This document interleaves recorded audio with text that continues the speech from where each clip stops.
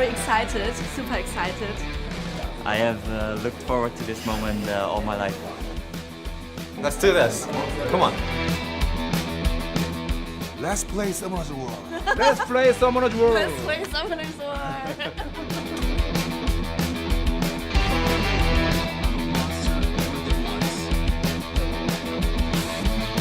Cat. 1, 2, Oh, there's a lot of damage on the Aegir. That Aegir is Seiishizo. I feel like I have a good chance.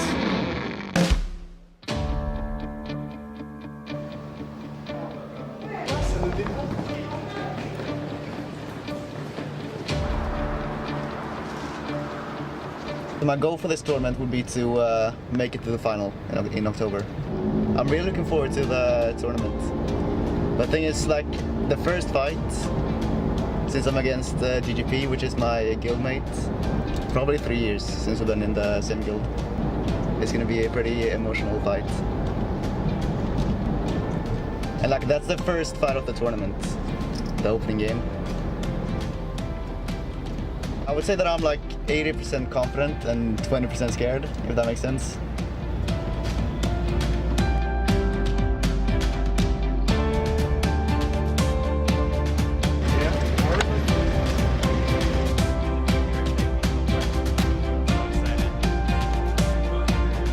I'm Seiishizo and this is my +1 Crystal Chisel, so yeah, known in the community, I guess. We're from the Netherlands. So far, been good arrival. Everything seems nice here, so we'll see how it goes for the next few days. Excited, of course. Excited, definitely, definitely.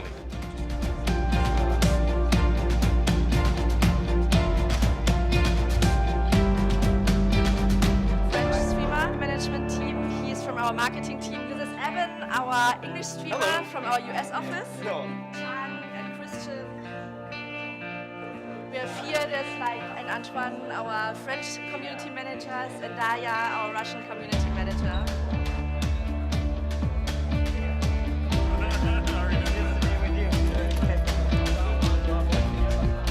So this is DGP from the Netherlands. He was already a player at the first SWC in 2017, and then last year in 2018 he's the winner of the EU Cup. That's me. Yeah, our champion.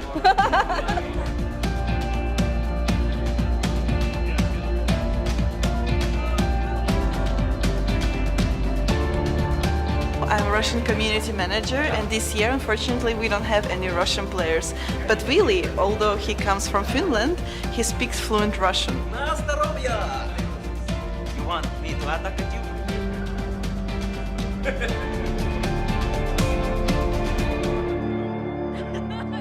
so weird.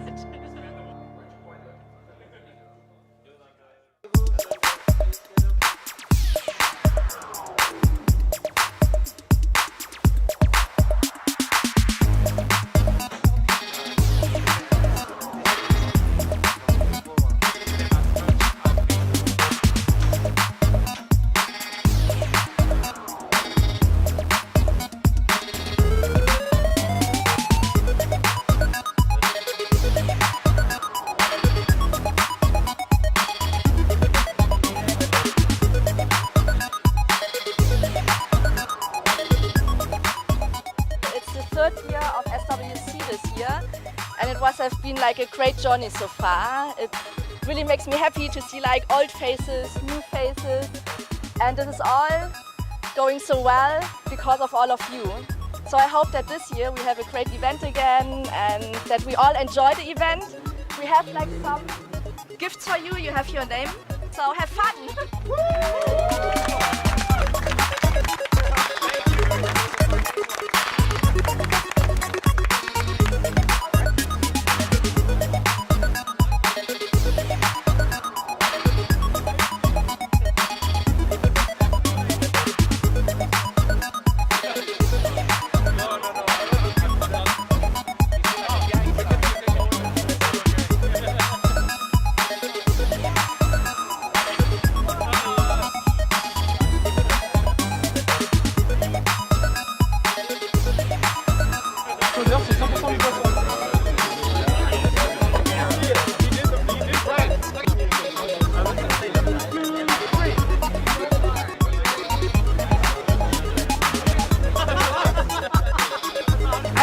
Fatarti to be there. So guys, let's do it this weekend! Yeah! Yeah!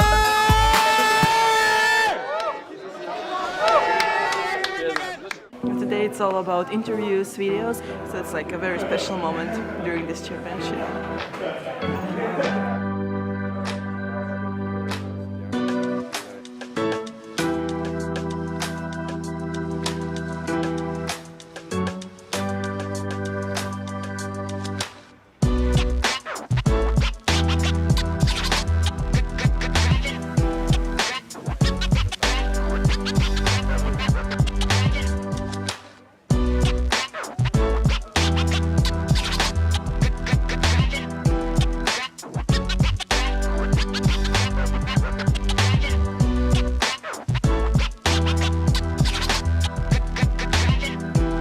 I started with this, and then I did this, and then I did this.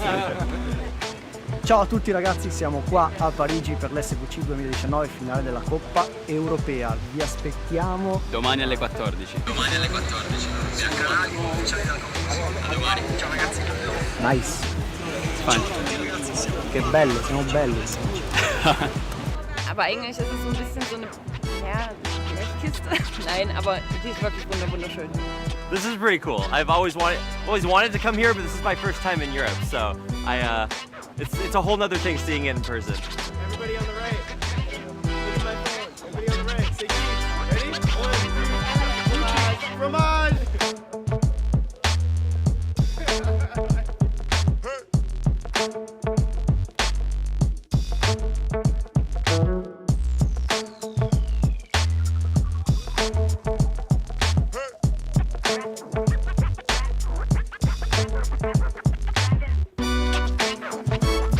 We are real men, okay? We are real men. No, I can't.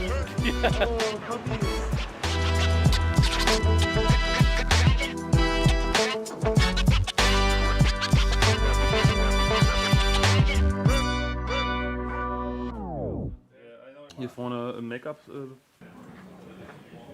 you have something for my lips? Are feeling quite dry. I don't know if it's. Moisturize Yeah, sure. for lips? Like that. Yes. It's okay. Thank you. Not really the makeup kind of guy.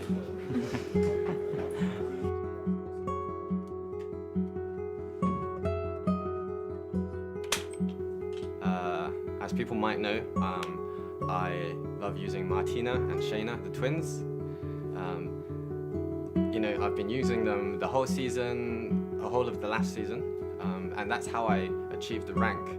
I feel very proud to be part of this experience and proud to represent France in this tournament. My most memorable moment in the game was probably being at SWC 2018 in Berlin.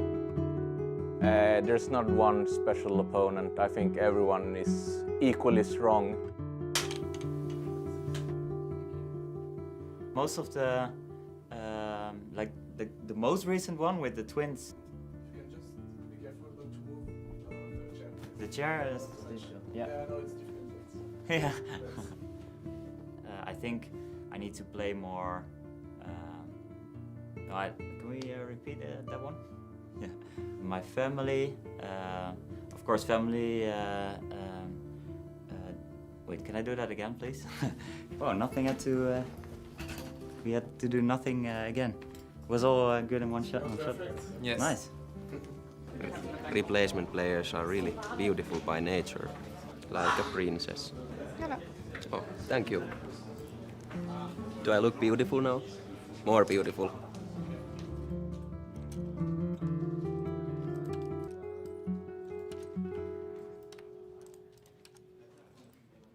And then during the same time we will have the coupon code that will be broadcast, so you can say, you will see it on the screen. We don't want to be too focused on the coupon code, just say, hey guys, don't forget you got your reward on there. Feel free to take it. When I make an expression, I make it to look good the way that I see it, but that's backwards. Questo è camera full screen, questo è full screen per il game. Totale Finance, ja. Yeah. Mega geil. so cool. Guck's dir an.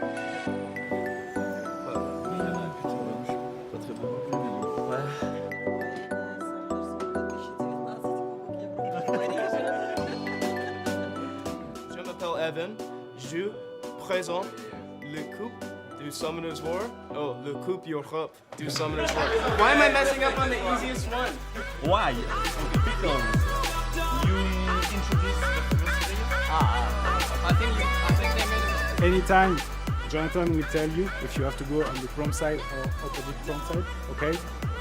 And then you will just have to enter if you are on the prom stage. You will just go there, walk there, and come to your desk, okay? If you are on the opposite prom stage, it will simply... On a deux joueurs en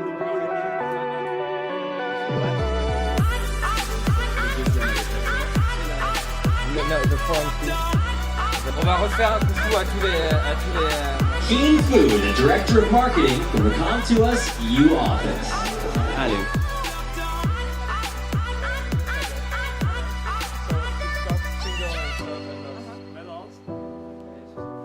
Shake hand. Toi, tu passes sur eux, sur les deux. Make sure that people are not running away. I have looked forward to this moment all my life. I don't know, super excited, so much going on. But still I'm very happy, I have to say. I'm really looking forward to the tournament. Let's play Summoner's War. Let's play Summoner's War. Let's play Summoner's War.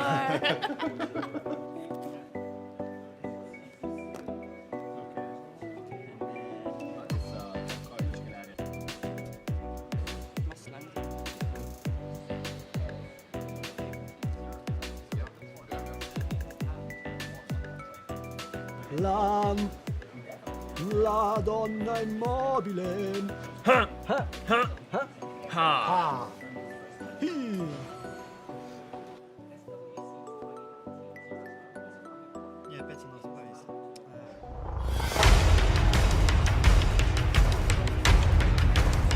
Dix, 9, 8, 7, 6, 5, 4, 3, 2, 1.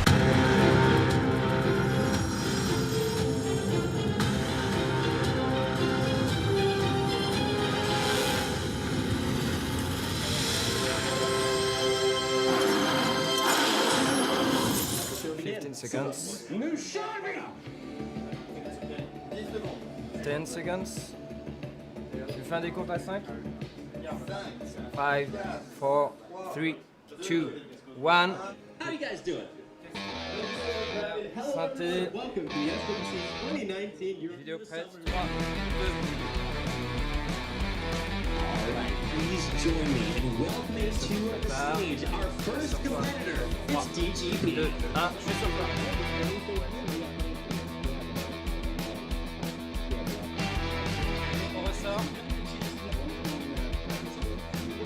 Please welcome.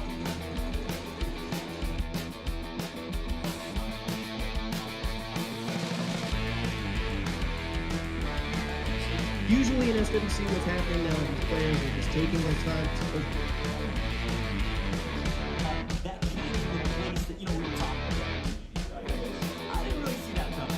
too much going on because of Freon's passive that moves on.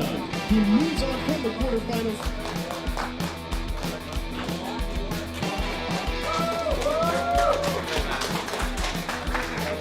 Thank you so much, Evan. Good luck, man. You're gonna.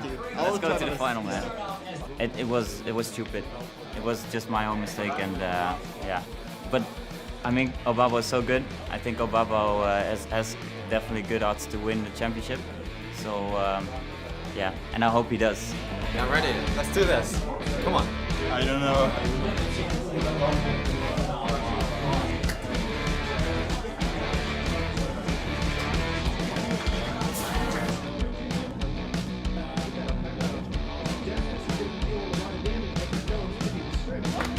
That was a crazy match. Some crazy matches. And it was a lot of fun, but yeah. I'm really happy. Really happy, and it was a pleasure to play against Shen. He's a really strong player. I feel like I have a good chance, but I'm not going to be overconfident, you know. I just try to stay calm, do what I do, and maybe I'll get a good result. Let's get ready to go with our next quarterfinal match.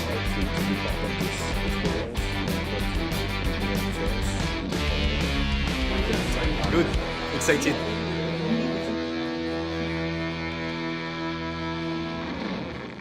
The longer it takes, Rosith is getting more time to think about it, and he doesn't really want to go. I'm really happy and excited for the next match. Just need to stay focused and draft correctly, and maybe RNG will help you during the game.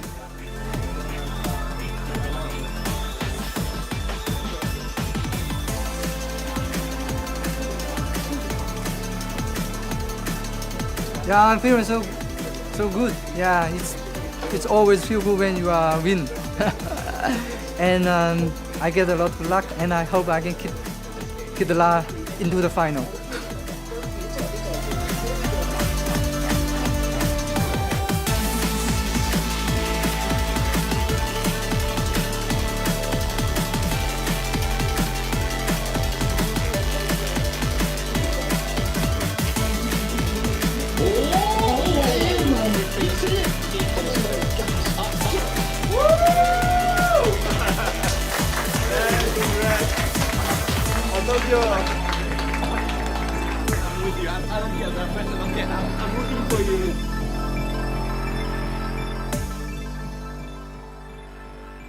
Oh, that's the best part to proc on an Ager. Damn. Ooh, that's 5% though. Oh, he can just Honestly, he doesn't really have to do it. Why if a third skill is just the base? 30% is a lot besides that, man. That's a nice one. True.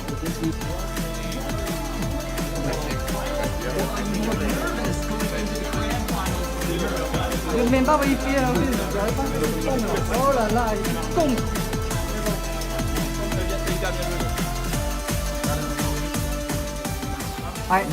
This is a huge mistake, but anyway, this is the match. Everyone's expectation.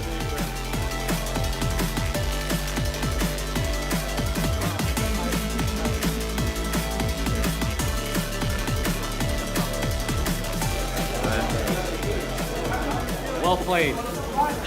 Yeah, very excited to face Baus and to give him a good lesson. We prepare for my Nat 5 Light and Dark.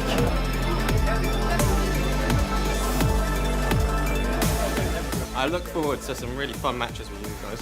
Hopefully I can bring out new strategies and hopefully give the audience a really good show in the World Finals next month. Good luck. May the best procer win. So let's get ready for the grand finals.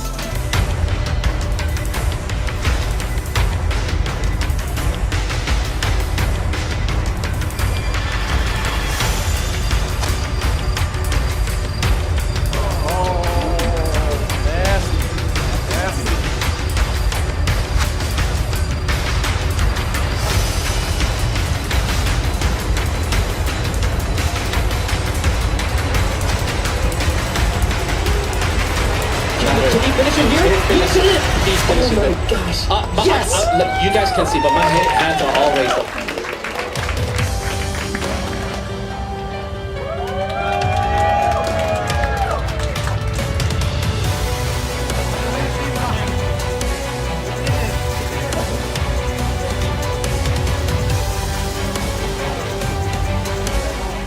I feel very proud. I'm representing Europe server and my guild Squad Zero, so I'm overwhelmed by emotion right now, so no words can describe that. She supports me, even though I farm a lot, she's still with me, so I'm very happy to have her with me. She's my #1 fan.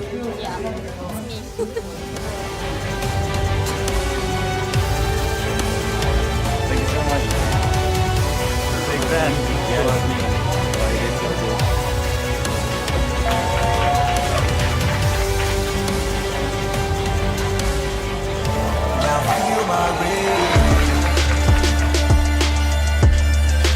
Feel my pain,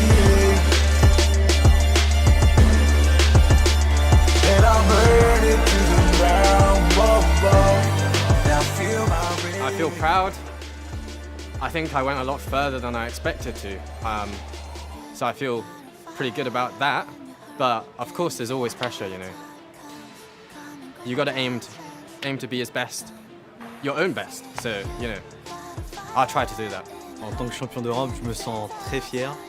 Je vais représenter mon serveur Europe. Et donc on va montrer avec Baus que le serveur Europe, nous aussi on a des monstres, on a des runes et qu'on peut les battre. Hello Summoners! Let's play Summoners War!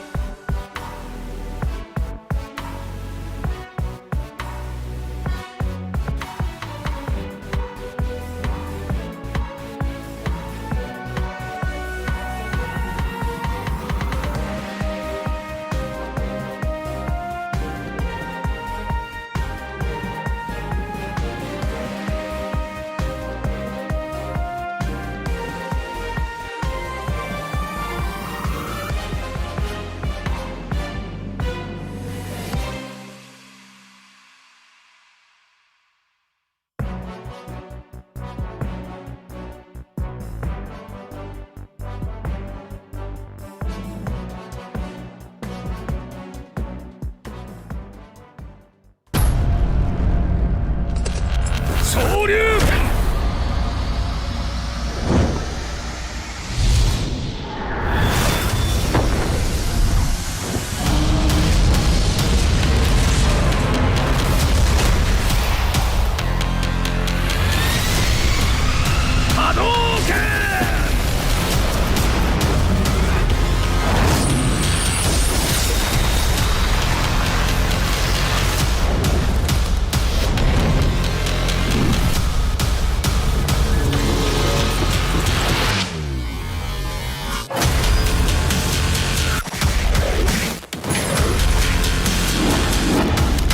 Summoner's War. 昇竜拳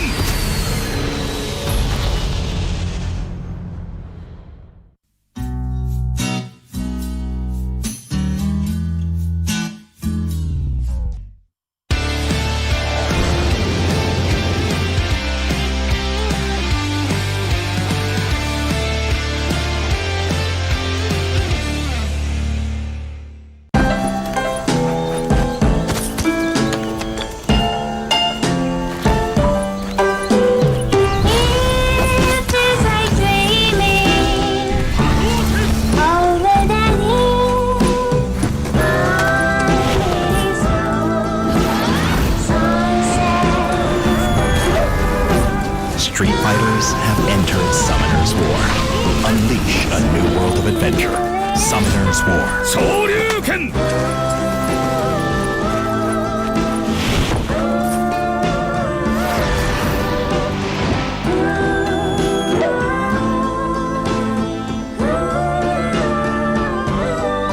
Street fighters have entered Summoner's War. Unleash a new world of adventure. Summoner's War. 昇竜拳 Event bonus. Get Ken for free.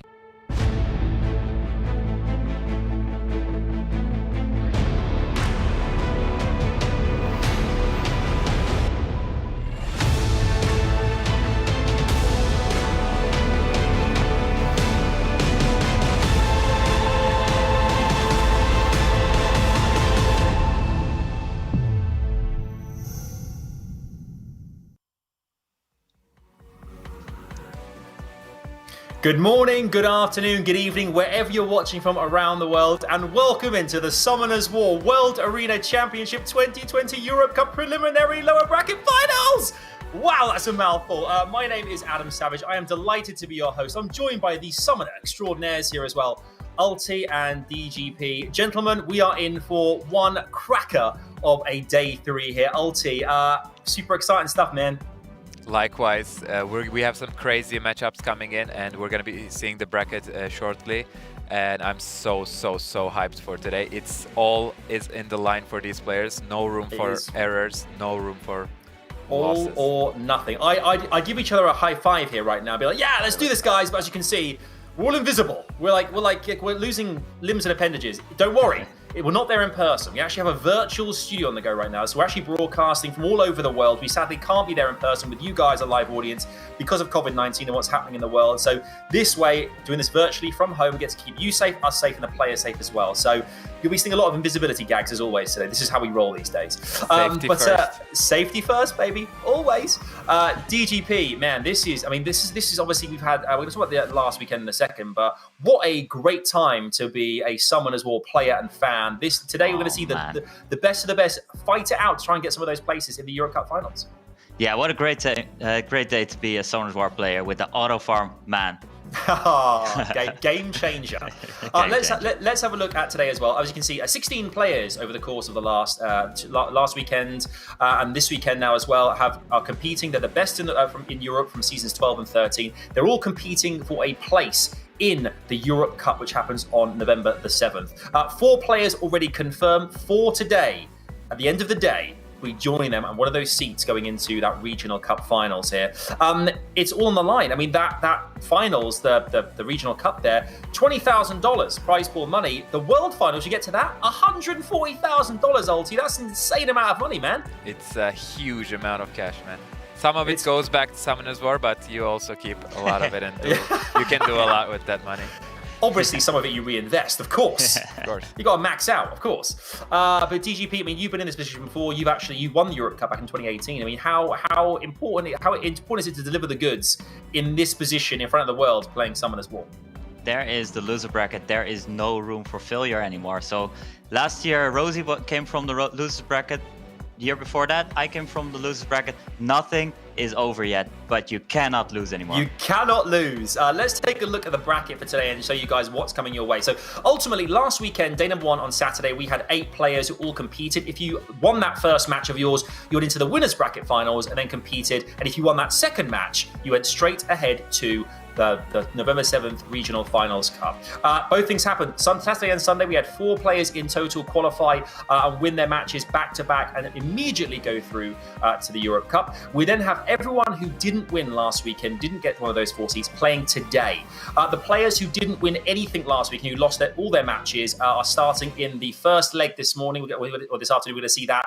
If they win their match, they then compete against the player who won one of their matches last weekend. And if one of those guys then goes on to beat or win that particular leg of their bracket, they will then join our finalists already in that Europe Cup final. It's going to be an amazing day. We're going to see so much great stuff. Ulti, day 1 and 2 last week, we saw some upsets. We really did. But here are our EU Cup already confirmed players going through to the finals here.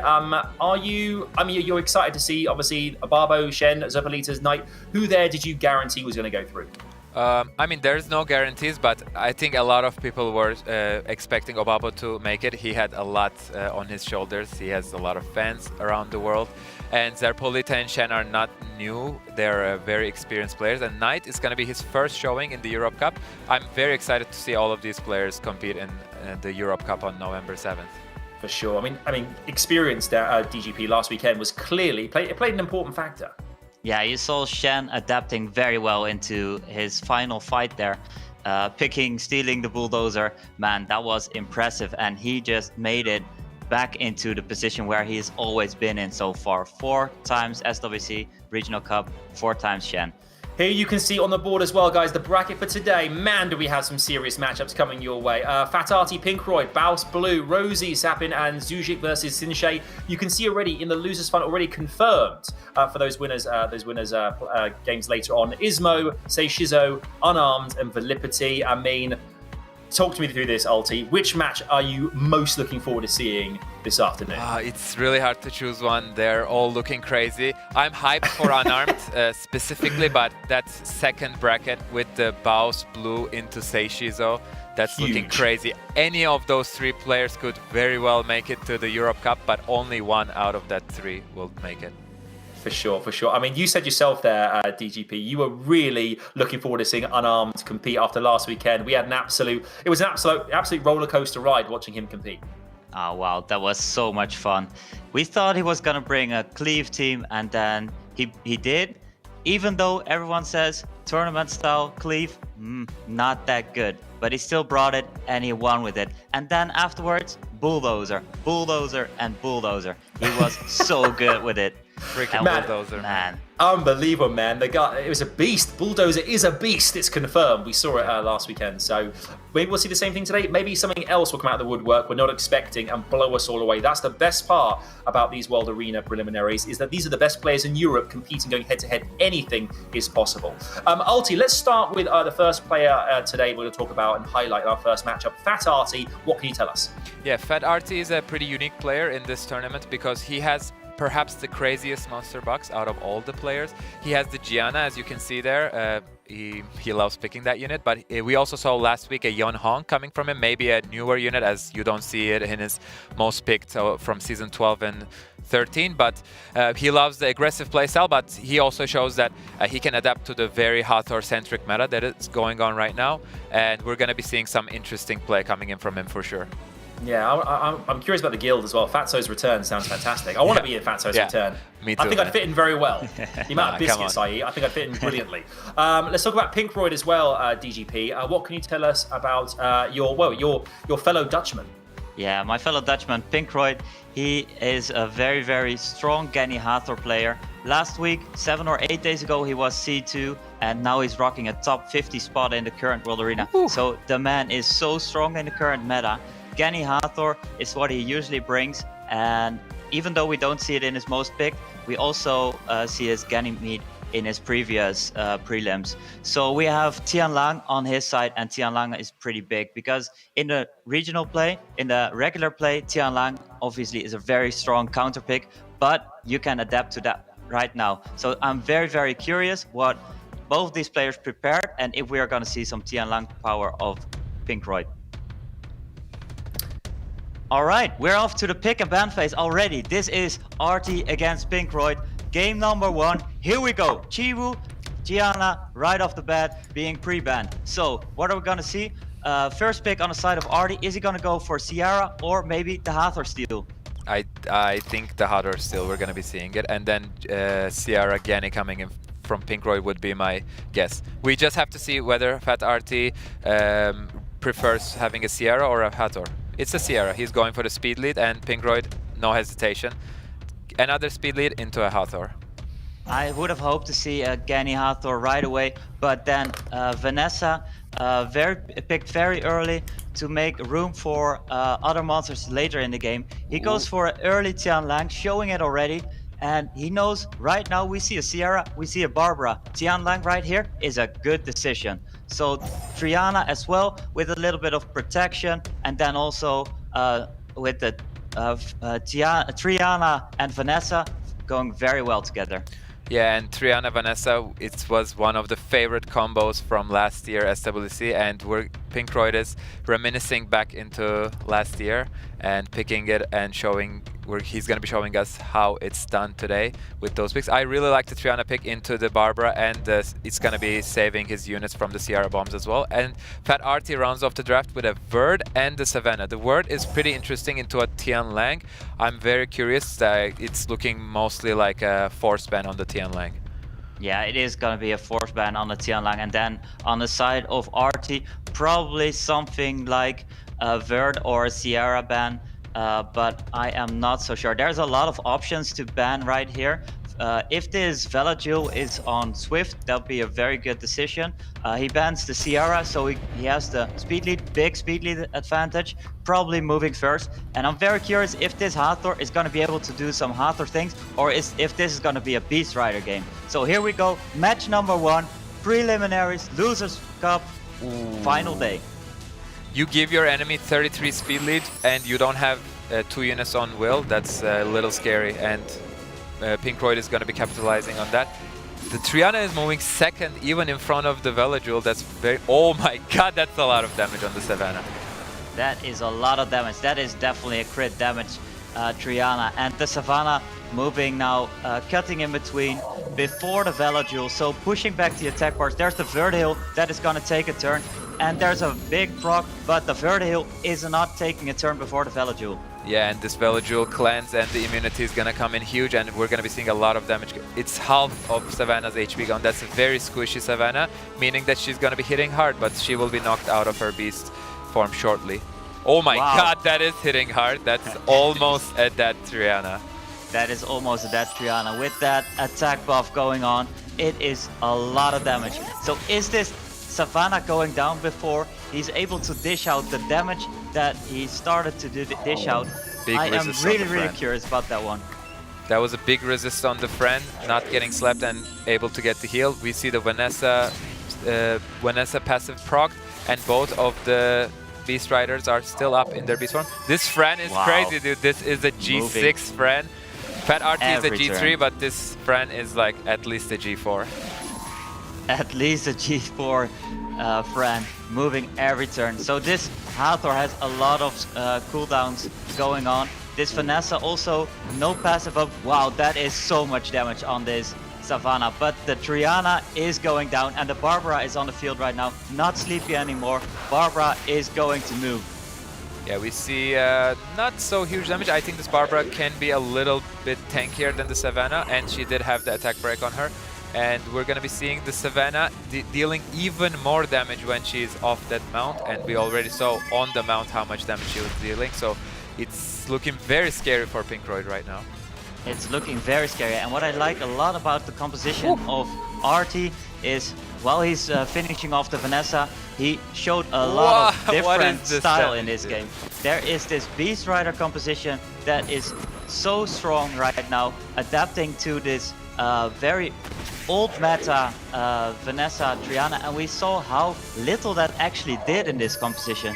There just is not enough cycling on that composition. There's not enough control, not enough protection. You just basically rely on your Hathor doing so much work, and the Veilipytty just doesn't give enough protection to save these Vanessa Triana stuff. So this Vert was a very, very good pick on the side of Artie, and I'm very, very happy to see that he adapted besides last week's prelims. Absolutely. I mean, unreal there. Clearly, Ulti, Fatarti's Beast Riders reign supreme. Just too powerful.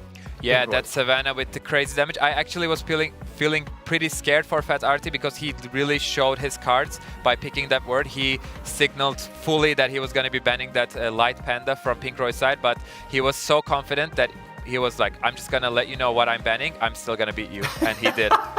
I love the arrogance. I love it. Yeah. DGP, I mean, obviously, every match you're going to see today is a best of 3. Every single one. So you have to win twice, you go through.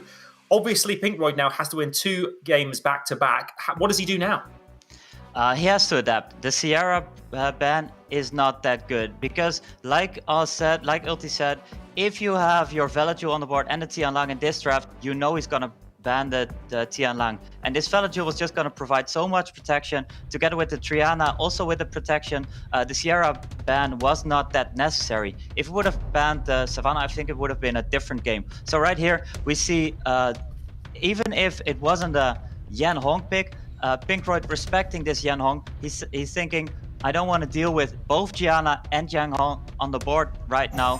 And Hathor pre-ban on the side of Artie, very, very thought through, and I think it's a good decision. Yeah, and Pinkroid snagging that Sierra, he knows that Fat Artie is going to be picking the Gianna this game, and he doesn't want to give him his favorite double bomb composition, and Fat Artie is going for the Vanessa friend. It's a very common thing that we've been seeing over the last weeks, that whenever a person picks Sierra, the enemy responds with a Vanessa because you don't want to be losing that speed.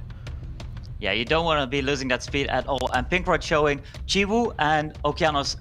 He's going to go for first turn. He's probably going to end up with a Savannah, something like that on the side. So I think it could be good to already prepare a little bit for that. But Gianna is always a good decision. So there it is, a Gianna and a Josephine. Looking back to the Josephine of last week, who knows, is this also going to be a very, very deadly Josephine? Oh my god, the Josephine coming in from Zarpolita was crazy last week. We're going to be seeing if the Josephine will be able to proc as much as last week. And right now, I think that would be a very nice way to end the draft from Pinkroid, the Daphnis. It's going to be very scary against Vanessa and Fran. Most likely, most of those units will be on Will, and he could have sniped something off, but Pinkroid is choosing to go for the Vigor into Diana. Diana is a very strong pick against Josephine. Whenever I pick Josephine on ladder, people always respond with Diana, so I also understand this decision. Yeah, I also understand this decision. And on the side of Artie, I'm thinking Chiwu doesn't have that much follow-up right now. So maybe if you give a little bit extra protection and ban out the Okeanos, that could be a good thing. But there's the Savannah, and Savannah is super strong against the Vigor. We have the Gianna pre-ban and we have the Chiwu ban. So who's gonna get the first turn? Probably Okeanos. This is match point on the side of Artie. The last fight of Pinkroid maybe, or is he going to make it go to the third fight? Yeah, I'm super excited to see if Pinkroid will be able to fight back. He's choosing to reset the Savannah, not the Vanessa. He gets it. That's going to be pretty huge because we saw how much damage the Savannah can do, and she won't be able to use the S3, which is going to be giving a lot more turns to Pinkroid because he will be having the attack buff, the speed buff, sorry, and the Savannah won't be able to provide that for her team. Yeah, and we're gonna see a very, very crucial part right here. Is this Sierra together with Diana gonna be able to do enough with the Fran protection on the side of Artie? These bombs can obviously be cleansed off, God, but the that Sierra damage. proc is so big that it is already up again. This bomb is going to go very, very, very devastating. Yeah, but there's a problem right now. Yeah, he's not even choosing to go for the Savannah, because if you knock her out, you cannot kill her before you either kill another unit or use reset the Vanessa, because as we all know, the Beast Rider is going to hop back into her mount when reviving. It's a bit of a pickle for Pinkroid. He's in a bit of a pickle because he doesn't want to stun and let the Josephine cleanse herself. It's a little awkward for Pinkroid right now. It's a little awkward that he couldn't do the third skill of Okeanos, but it could be a good decision to go for this Savannah, moving it into human form, and that was a big proc on the side of Vigor. This is a lot of bombs going on. This Vanessa is off the field. Yeah, but we're gonna see a huge damage attack buff on the Savannah. That looks like a dead Diana to me. And yeah, they were switching around these two monsters. Is this Sierra going to be able to cycle enough together with the Vigor to do so many, to land so many bombs on this friend, to cycle enough to third skill again, or is this Savannah able to finish it up? That is a huge damage on this Sierra. That is a huge damage, and a big proc right now coming in from friend. He's gonna be able to heal the Josephine, and once again Pinkroid is unsure, and this Okeanos is completely useless right now until the Josephine will be off the field. Yeah, this Okeanos is a very awkward situation. There's a Josephine and a friend on the board though, and this Vigor moves so often, and this Vigor does a lot of damage. This is definitely a crit damage Vigor, showing a lot of the rune power of Pinkroid. He has so many turns, he has so much damage, there is so much attack, a defense break right there, and finally Okeanos can do the third skill just to finish off this friend. Yeah, Pinkroid pretty much won this game 3v4, I would say. The Okeanos was not doing much besides the... Oh my god, that's a very useless proc in the end, just to seal off the game quickly, and my word is cut off already. We're going the third set. I love it when this happens. More action, more on the line. Both players, whoever wins the next one, will go through and face Ismoo in the next round. I mean, you mentioned there as well, guys, about the rune haul that Royd had there. How important was that, ulti? Yeah, it was super important, and the Diana survived quite a lot of damage in the beginning, letting Pinkroid's team pretty much do all of their utility things, do all of their buffing. Sierra managed to put off 2 bombs without taking any damage, even though that Savannah had a huge nuke on the Sierra. She had already done her job, and it was all but over for Fatarti. It was. I mean, DGP, we're about to go into the third pick and ban in this set. Whoever wins goes through to face Ismoo. Whoever loses is out of the Europe Cup in 2020. Predictions, where's this going to go? Who are you calling out? It's very hard for Artie to adapt to this one because Pinkroid did a very good job right here. Josephine on the side of Artie just wasn't doing enough. Okeanos already did his job, or even was not very necessary on the side of Pinkroid. There was just so much control with the Diana and Sierra and Vigor. It was just super strong, going into a little bit later and just picking off these monsters one by one. And the Okeanos just did skill 2, and that was enough. So there's Chiwu, Gianna going into the pre-bans. It's the same as the first draft, if I recall correctly. First turn going to Artie, and now he goes for the Sierra. But this time Pinkroid is not answering with the Hathor, but instead going for the Vanessa friend. He has learned his lesson. He is opting to go for the friend. He doesn't want to let Fat Artie have the 2 Beast Riders paired up with a friend that they love so much. Yeah, they love that so much, this attack buff of the friend for the Beast Riders. There is Barbara being showed. Barbara obviously showing, I want to go for the first turn, and then there's Ileana giving some protection to his team, already preparing maybe a bit for both the Tianlang or the Hathor. Tianlang obviously is a very good pick here as well, so Artie is not adapting into the making Tianlang useless pick for Pinkroid. He says, I could see this Tianlang, maybe I'll ban it, maybe I won't, but I'm not adjusting my compositions into no attack bar, increasing monsters. Is this going to be a Yan Hong? Maybe. Maybe a Verd is too early because the last pick is on Pinkroid, and there is already Tianlang, which is a must ban, I think. Yeah, but we saw Fat Artie doesn't care. He can go for the disrespect on the Pinkroid by choosing Word, but he opts to go for Vigor into Mina. And Pinkroid is hovering over an Odin. It's gonna be, I think, the first Odin that we would see in Europe. I hope this is a pick because, as you know, DGP, I love Odin. I love the Lightning Emperors.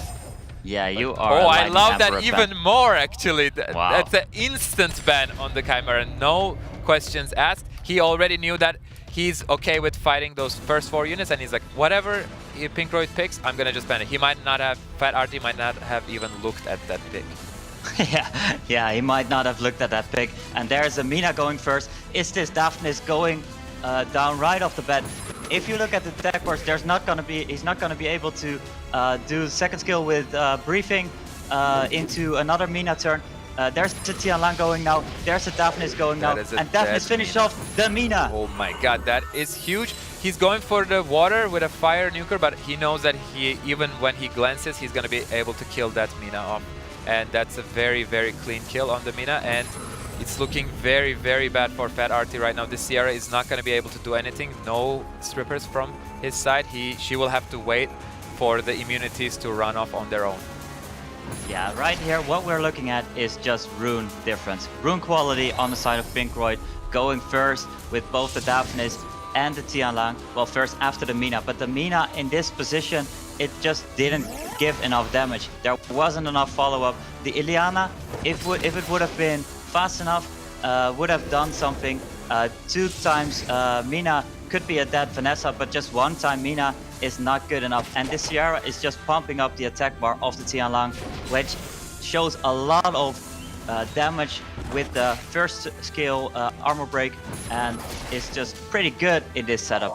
Yeah, the more I think about it, the less I like that instant ban on the last unit. At least he should have given it a thought. Maybe banning the Vanessa and then sniping out Daphnis first turn could have been differently, but I think Fatarti will not have the turns and the SWC experience to be able to tell that, because he will sadly most likely be leaving the tournament at the end of this match. He will most likely be moving towards... I heard his wife has her birthday this weekend, so he still has nice things to do this weekend, but not SWC this time for Fatarti, unfortunately for him. But we see Pinkroid, big player, finally going into the regional cup of Europe, and not yet. Not yet. He has to win 1 more game. Let's not forget about that. He's having a very, very close chance to go into the regional cup. Let's say that. Oh my god, that is a huge nuke. It's a 27k nuke without an attack buff. Yeah, and it's sealing the game for the Pinkroid. Congrats. Congrats, Pinkroid. He's only gone and done it. I mean, happy birthday to Fatarti's wife. I'm sure that Artie's going to be in a really good mood this evening when you go out for dinner. Really good mood. But unbelievable. I mean, we just saw there. It was just Mina was evaporated, I think, right at the very get-go there, and it just changed the game completely, LT. Yeah, I mean, we saw, as DGP said, there was a huge deficit of runes from Fatarti's side. Pinkroid just out-runed him, kind of out-drafted him as well. That Wind Chimera, it was the first time we've seen it picked or banned, and it was a must-ban from Fatarti's side. It was just very clean. Absolutely. I mean, you said yourself here, I mean, we talked about experience a whole ton here, but Royd, we knew had everything, you know, the rune kind of like size, everything. He had everything going for him there, DGP. I mean, was there anything about the gameplay specifically, or any of the pick and ban elements you think had a real impact as well? Right here with the first fight, we saw very, very strong composition on the side of RT. Just that he prepared this one, and then the second game, if you lose that one, it is very hard to go back to your prior preparation, because RT already showed what he's gonna bring, and Royd knows how to adapt to that one. So that is crucial going into the third fight. You have to have your preparation for the third fight as well. And we saw RT just doing not a good job right there. He picked Mina, he picked Vigor, he picked a very, very water-heavy composition. So the fifth monster on the side of Pinkroid was just a must ban, almost whatever he picked. And then there was still on the board a Tianlang that very well counters Sierra, Barbara, and the briefing of Ilyana. So very well done by Pinkroid. He adapted, he performed just super well in the pick and ban phase, and that was a good job. Absolutely. A round of applause for our Dutchie. Well done. I mean, I think we can. I mean, sadly say goodbye to Fatarti, who will not be competing in this year's regional 2020 Cup. But our man Pinkroid does have the opportunity still, as you can see from the bracket here. He is going through to a next matchup in the losers finals later, up against Ismoo. A huge match later on. Cannot wait to see that one. But we still have plenty of the losers rounds to go, including our next matchup, which I think we can all agree is one that we've been looking forward to all week long. Baus versus Blue. Yeah, this is the one, huge. Guys. This is the huge one. Ulti, walk me through this. I mean, why is this match so huge for us? It's so huge for us because I think we all know Baus at this point. He was the runner-up from last year's Europe Cup, and he showed great strength. And from last year to this year, I know that he has picked up some toys in game as well, and he has the craziest runes out there. And Blue, not much to say about this man. He has the Oberon, he has the 5 Fairy Kings, he has all of the Fairy King family, and he's gonna be putting all of that into work today. All right, DGP, tell us about Baus here. What toys can we expect to see in his toy box coming out to play? I wonder if we're gonna see this huge counter that he has to the Genny Hathor composition, and that obviously is what we might see on the side of Blue again. Very strong box on the side of Baus. We have the Hathor being picked very frequently, and the Daphnis just on super strong runes. And he didn't show his true cards in his first fight against Unarmed because it's just a very different style of drafting that Unarmed brings. So we can see a lot of new things from Baus. Blue Ulti as well, competed last year. We know this player so well, but what is it about him that is so compelling to watch? I mean, it's the same old story. It's the runes, it's the monster box. But one interesting thing about this matchup is that these two players share a lot of their favorite units. You can see the Vanessa, the Genny, the Friend, the Daphnis. Both of these players are heavily prioritizing these picks. So we're going to be seeing a lot of stealing from two sides, and they have to bring in replacements for some of these units once they're taken away from their opponent. Certainly. Well, it's time to go into the pre-ban phase. Make sure in the chat to let us know who you think is going to take this one. It's so hype, huge. so hype. So hype. Hype in the chat. Guys, let's jump in. It's pre-bans. It's Baus versus Blue.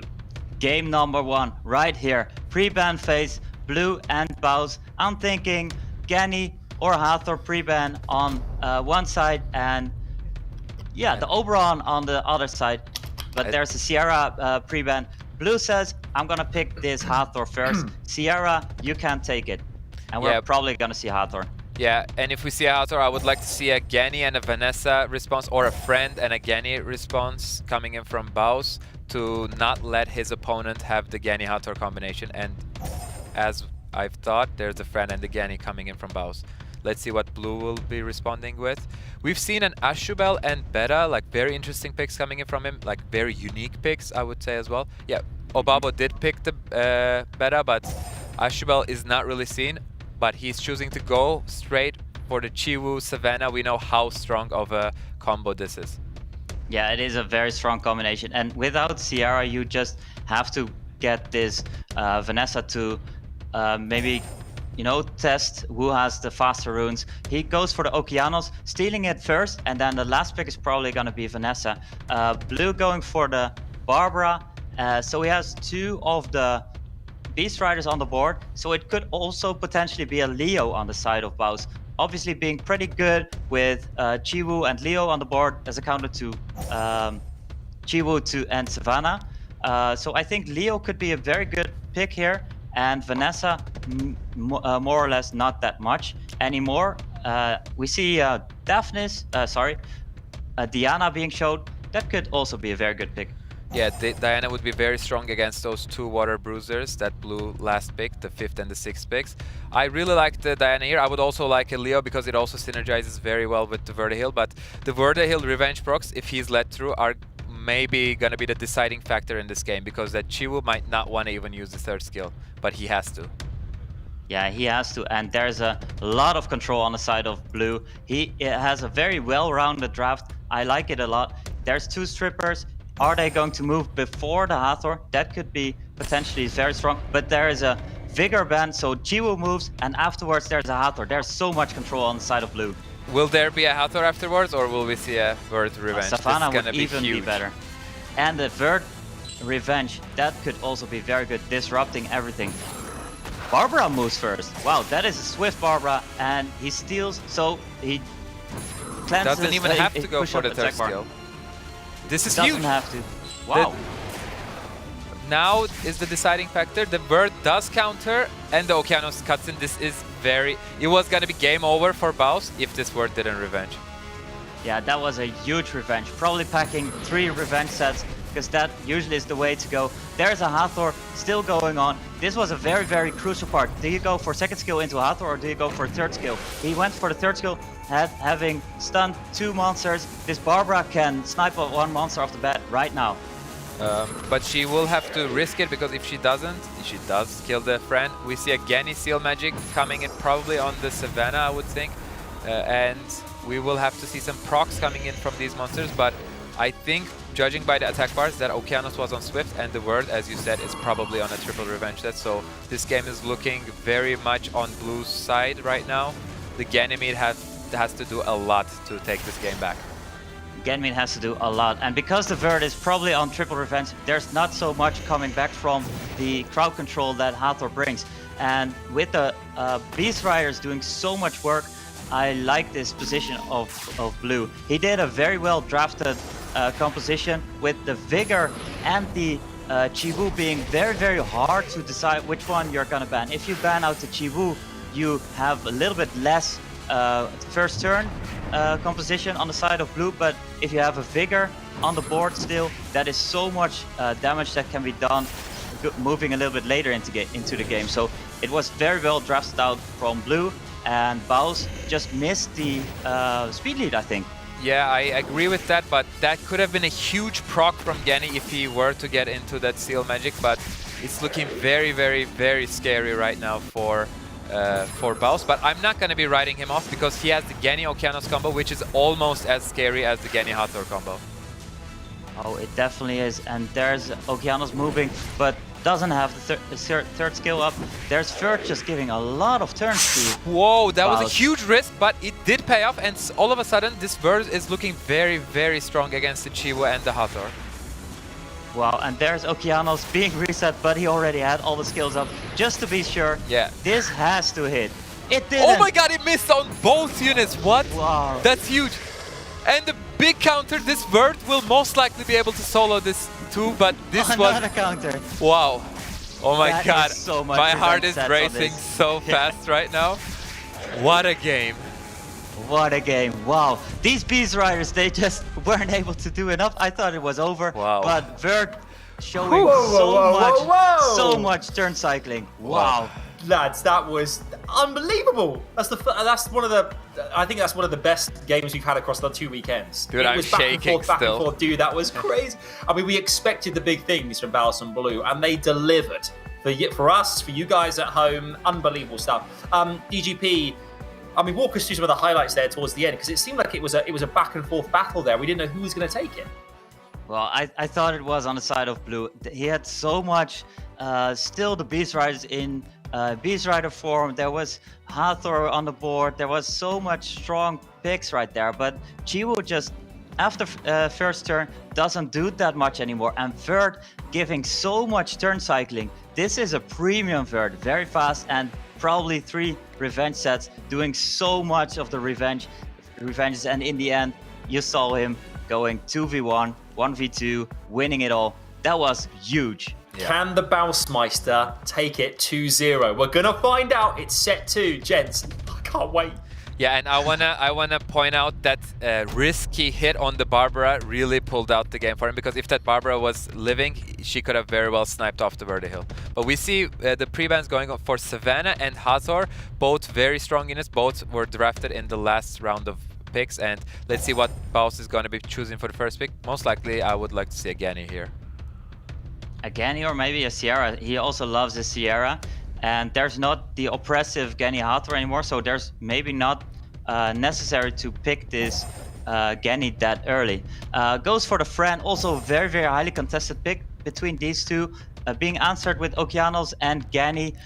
So much control on the side of blue. Basically, his copyright, he goes for turn 1 and he goes for a lot of crowd control. So there's Josephine. The resurrection of Josephine is in Europe preliminaries. I thought she was gone, but now the players are bringing her back because Zerpolita did such a good job with this Josephine. Yeah, man, I even ruined my Josephine up right after last week's prelims because seeing that Josephine pop off, Zerpolita's Josephine, it was crazy. You said there is not the oppressive Gani and Hathor combo, but there is the Gani and Okeanos combo, which is almost as oppressive. And Blue is going in for some damage with his next 2 picks, the water heavy damage. So I would like to see some more wind units coming in from Baus.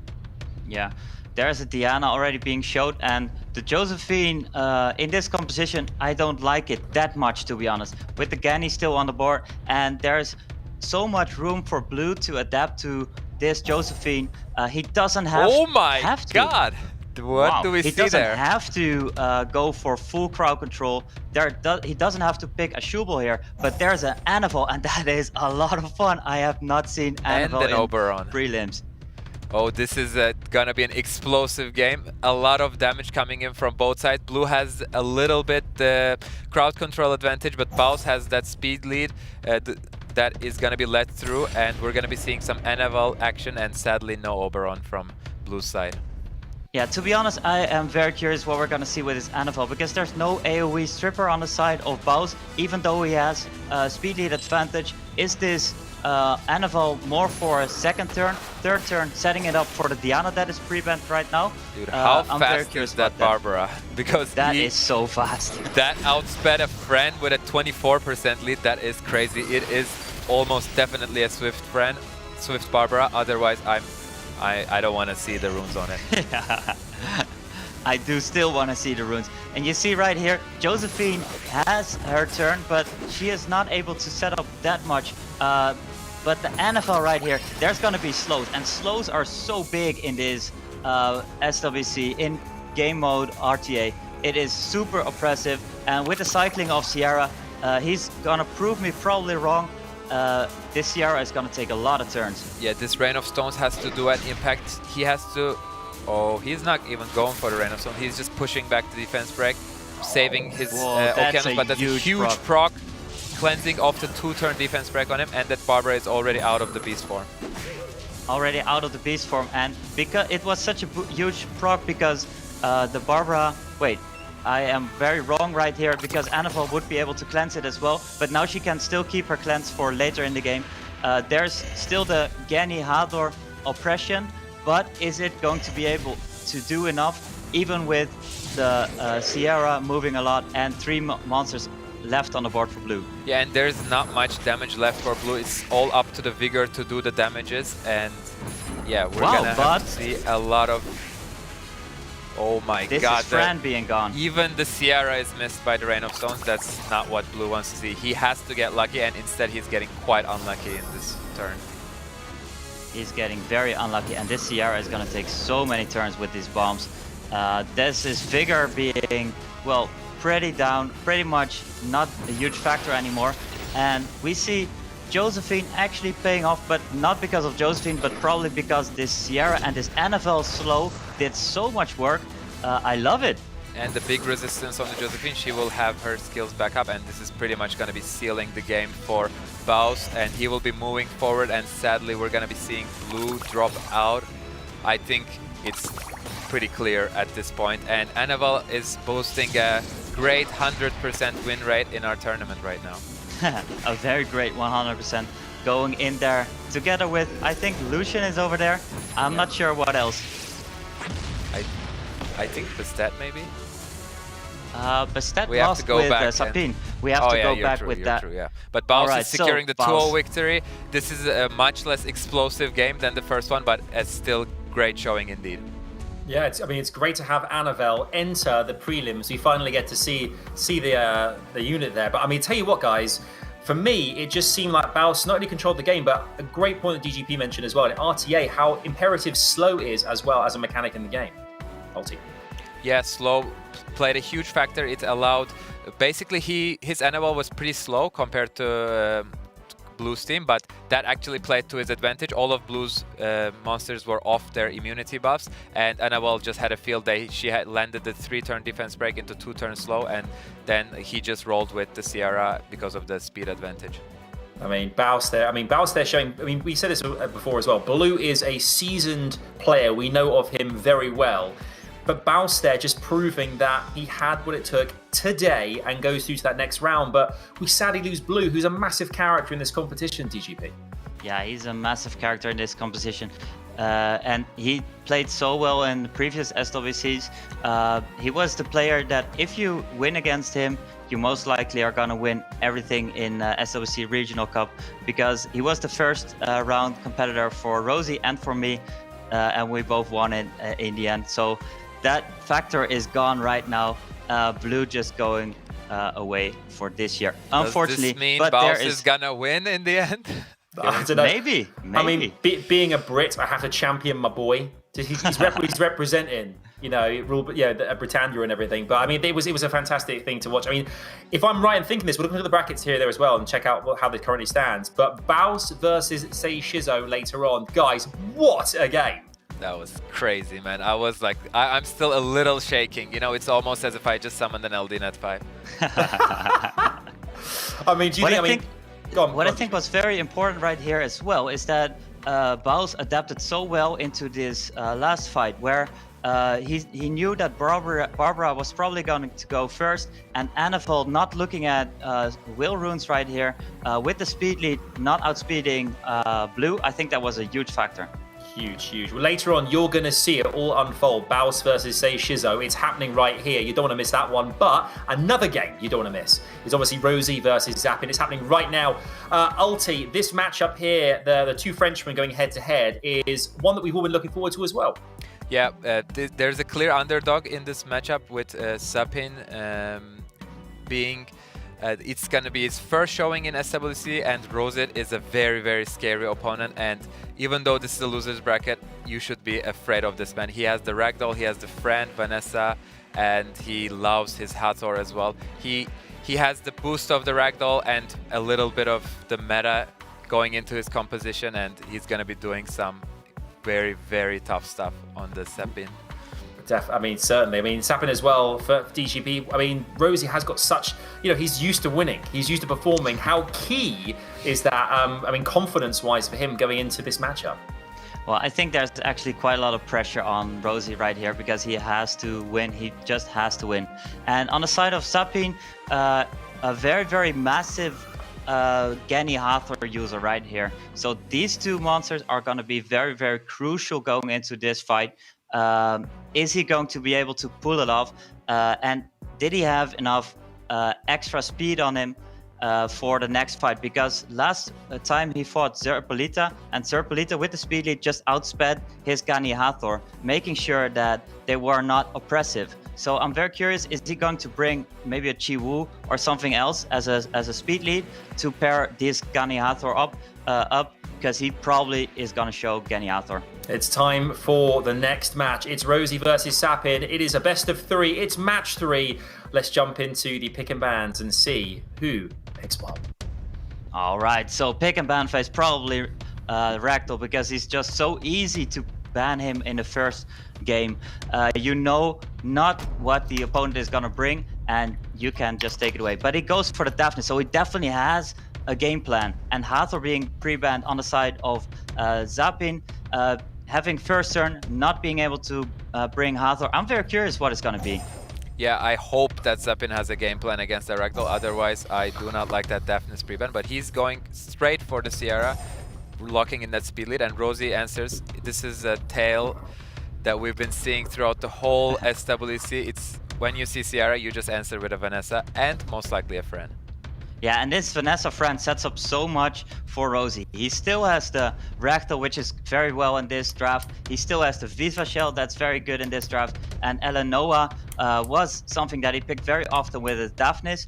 Probably not going to be seeing that one this time around, but still having the Ragdoll and the Viva Shell on being able to be picked, that's going to be huge. Oberon and Ganymede, that is the two brothers. And they go in big Yeah, the double ventilate, double Fairy King action coming in from Sapyn. It is looking very scary. And Rosith, that's a Dark Monkey, the first one we see. And I did not even know this man had that. And as Savannah, a very, very strong pick. And Sapyn is looking to counter that with a Leo and the Vertihill. Great counter picks to that Savannah. Yeah, those are very, very strong. And not only against the Savannah, but also against the Sonzon Lao, if I recall correctly is his name. Because the AoE skills, they just go very well with the triple revenge bird, as we've seen in the previous fight. But it is also able to set up with his steel in the skill 2 for a nuke on a monster like Masha, which is a very, very solid pick right here. And I think the Leo is a must ban. Yeah, at this point, you're signaling that you're going to be banning the Leo, but we've seen these players are not afraid of disrespecting their opponents and showing their plan ahead of time. And yeah, we see a Leo ban and a friend, because you don't want to see 2 Beast Riders paired up with a friend.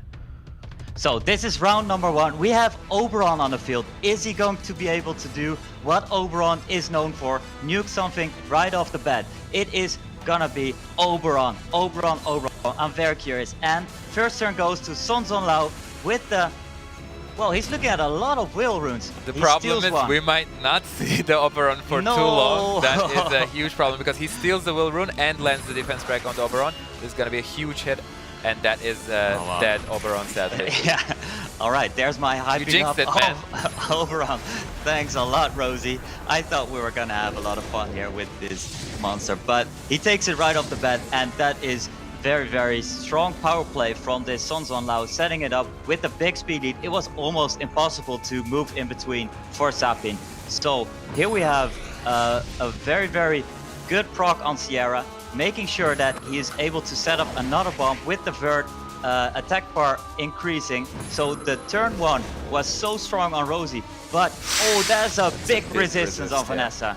Indeed, as you said, the Savannah would have been locked down as well, but now she will be able to take a turn, and this Dark Monkey is gonna have to land the 3 stuns, but if he does so, it's gonna be scary for Sapyn.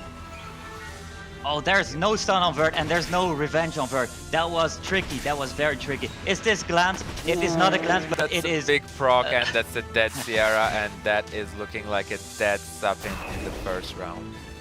Wow, that was such power play. Sonzon Lao is something that we don't see very often in ladder play.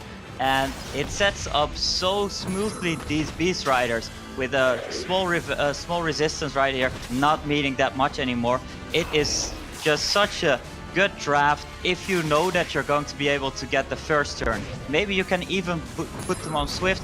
They were not on Swift. Sonzon Lao has Speed Awakening, and with Rosy Runes, that is gonna be a super fast monster. Well, yep. DGP, we're all sat here going, oh, I can't wait to see Oberon, I can't wait to see the nukes come in. He's wiped out within 7 seconds. I mean, Ulti, clearly Rosy there knew exactly what he was doing and who to target first. Yeah, he showed aggression. That Dark Monkey King boasts a huge base speed, and coupled with Vanessa, and we know that me and DGP very well know how good of a violent set Rosy, not one, but many violent sets that this man has, and he showed the speed. He just took out the Oberon turn 1, and then it was smooth sailing from then on.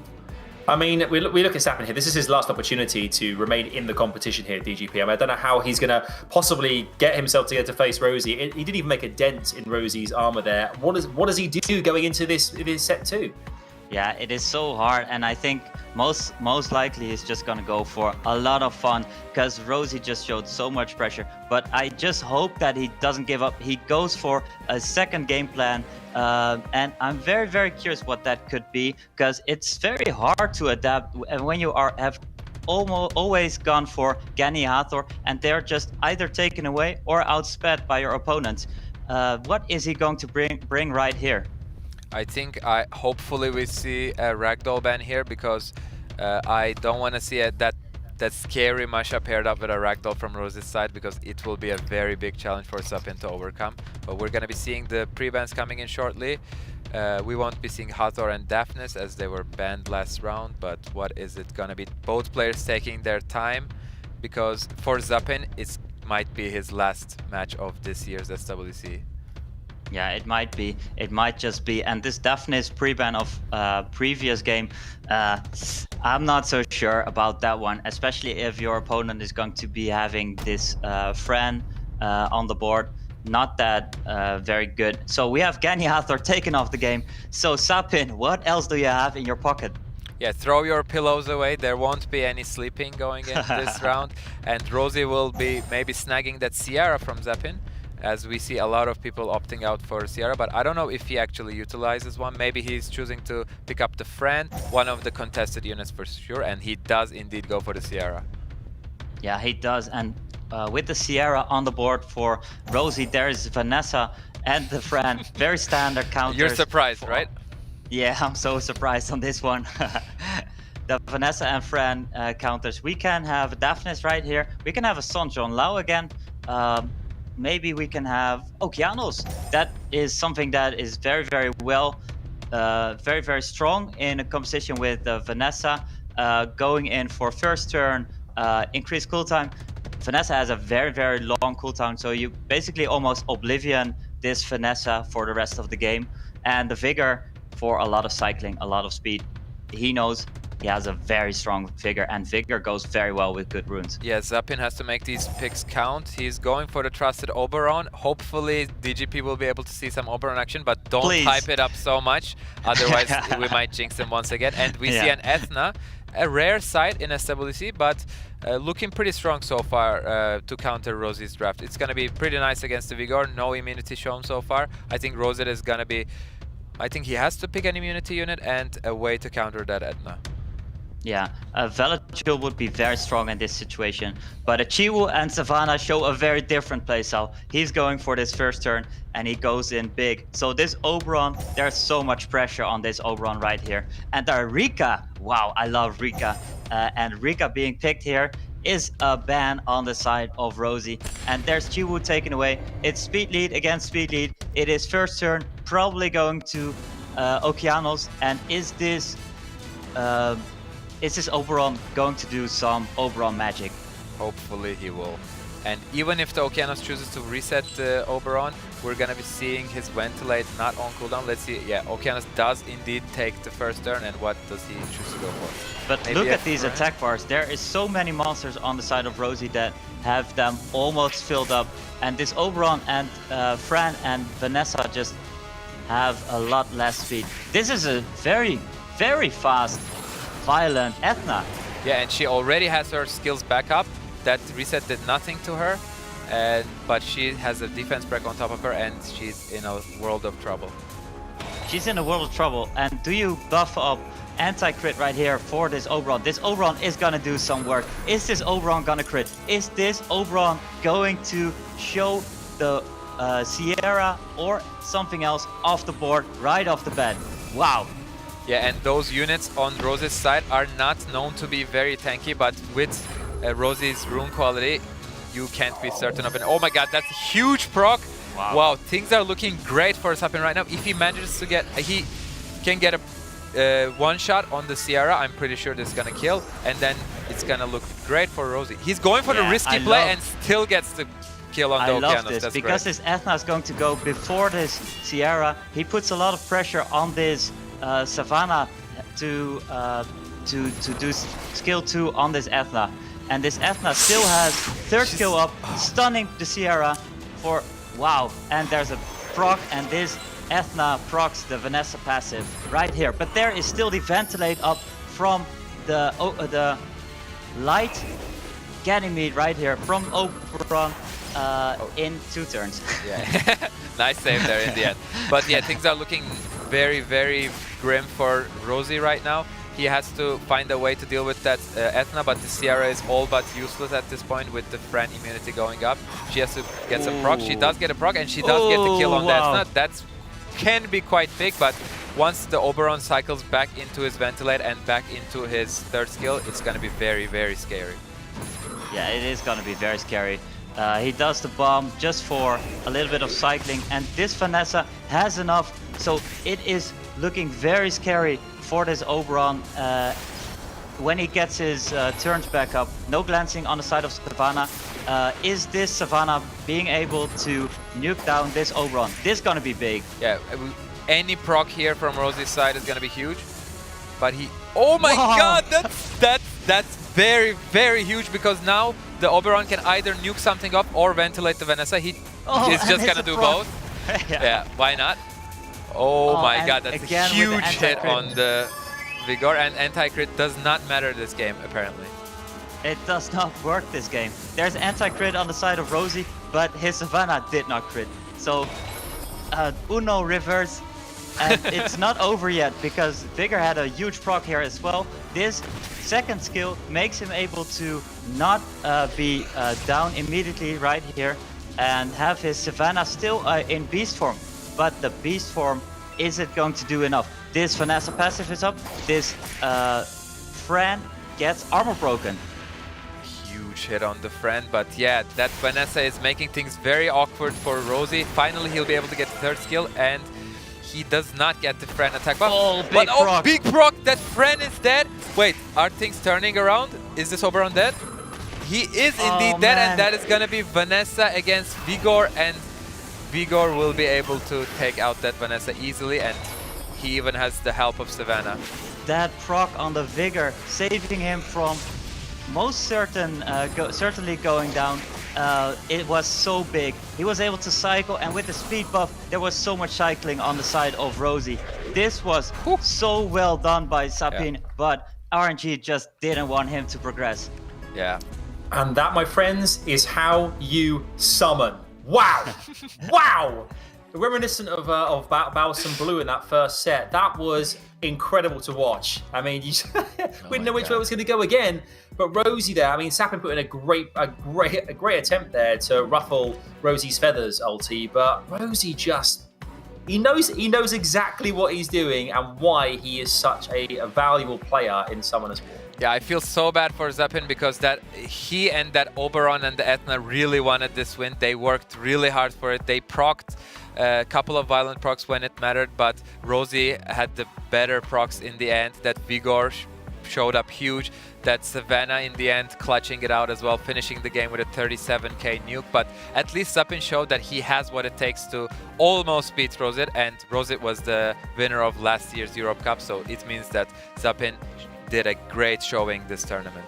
Oh, absolutely. I mean, as you said, going into this as an underdog and performing to the point where he's really put, Rosie under the cosh there, really kind of giving him a run for his money. Definitely. I mean, DGP, it's admirable that Sapyn's done what he has done, but of course we look to Rosie and think, right, there's a reason he won this thing last year, and there is a reason he's progressing into that next round now, where he'll get a chance to compete for a seat in this year's Europe Cup as well. Yeah, he's going to fight unarmed right here. That's gonna be a lot of fun, that fight. And I just want to have a highlight on Sapyn with this Ethna pick, doing so much work right here with the first turn going into the strip, and also the stunning a little bit later because of the violent procs. He was able to cycle back, and this Oberon, it was a very, very ballsy play right there, and it paid off almost. It almost paid off. It was just so close. And when the games go a little bit longer, rune-wise, it is a huge factor right here. The Vigor with the proc, but then also the Savannah with the double non-crit. Those kind of factors, this RNG is very crucial. And if you have a strong runes, those factors go in your way just a little bit more often. So indeed. Rosie advances into the next fight. He does. There's the bracket on screen right now. So Rosie is facing unarmed later. You do not want to miss that one at all. But we have one match left before our loser finals later on this afternoon. We've got a big one coming your way. It's Germany versus Germany. It's going to be absolutely huge here. Either one could take this, Ulti, in this next matchup, which I know we're all at home looking forward to seeing. Do you think that it has... I mean, first and foremost, Ulti, who do you think really will take this matchup versus Zhujik versus Sinshei? Who do you think is going to take this one, and why do you think they are? I'm giving the slight advantage to Sinshei right now, because both me and DGP went over last week's matches, and watching the Sinshei-Obabo matchup, I thought that Obabo was just rolling the floor with Sinshei, but we actually realized that Sinshei put up a huge fight, and he's actually a very strong player with a very crazy box. But we can see Zhujik as well. He has a very interesting play style. He's going opting for those bruiser-ish picks with that Molong, Harmonia. He has the almighty Artemiel and Bulwark Emilia.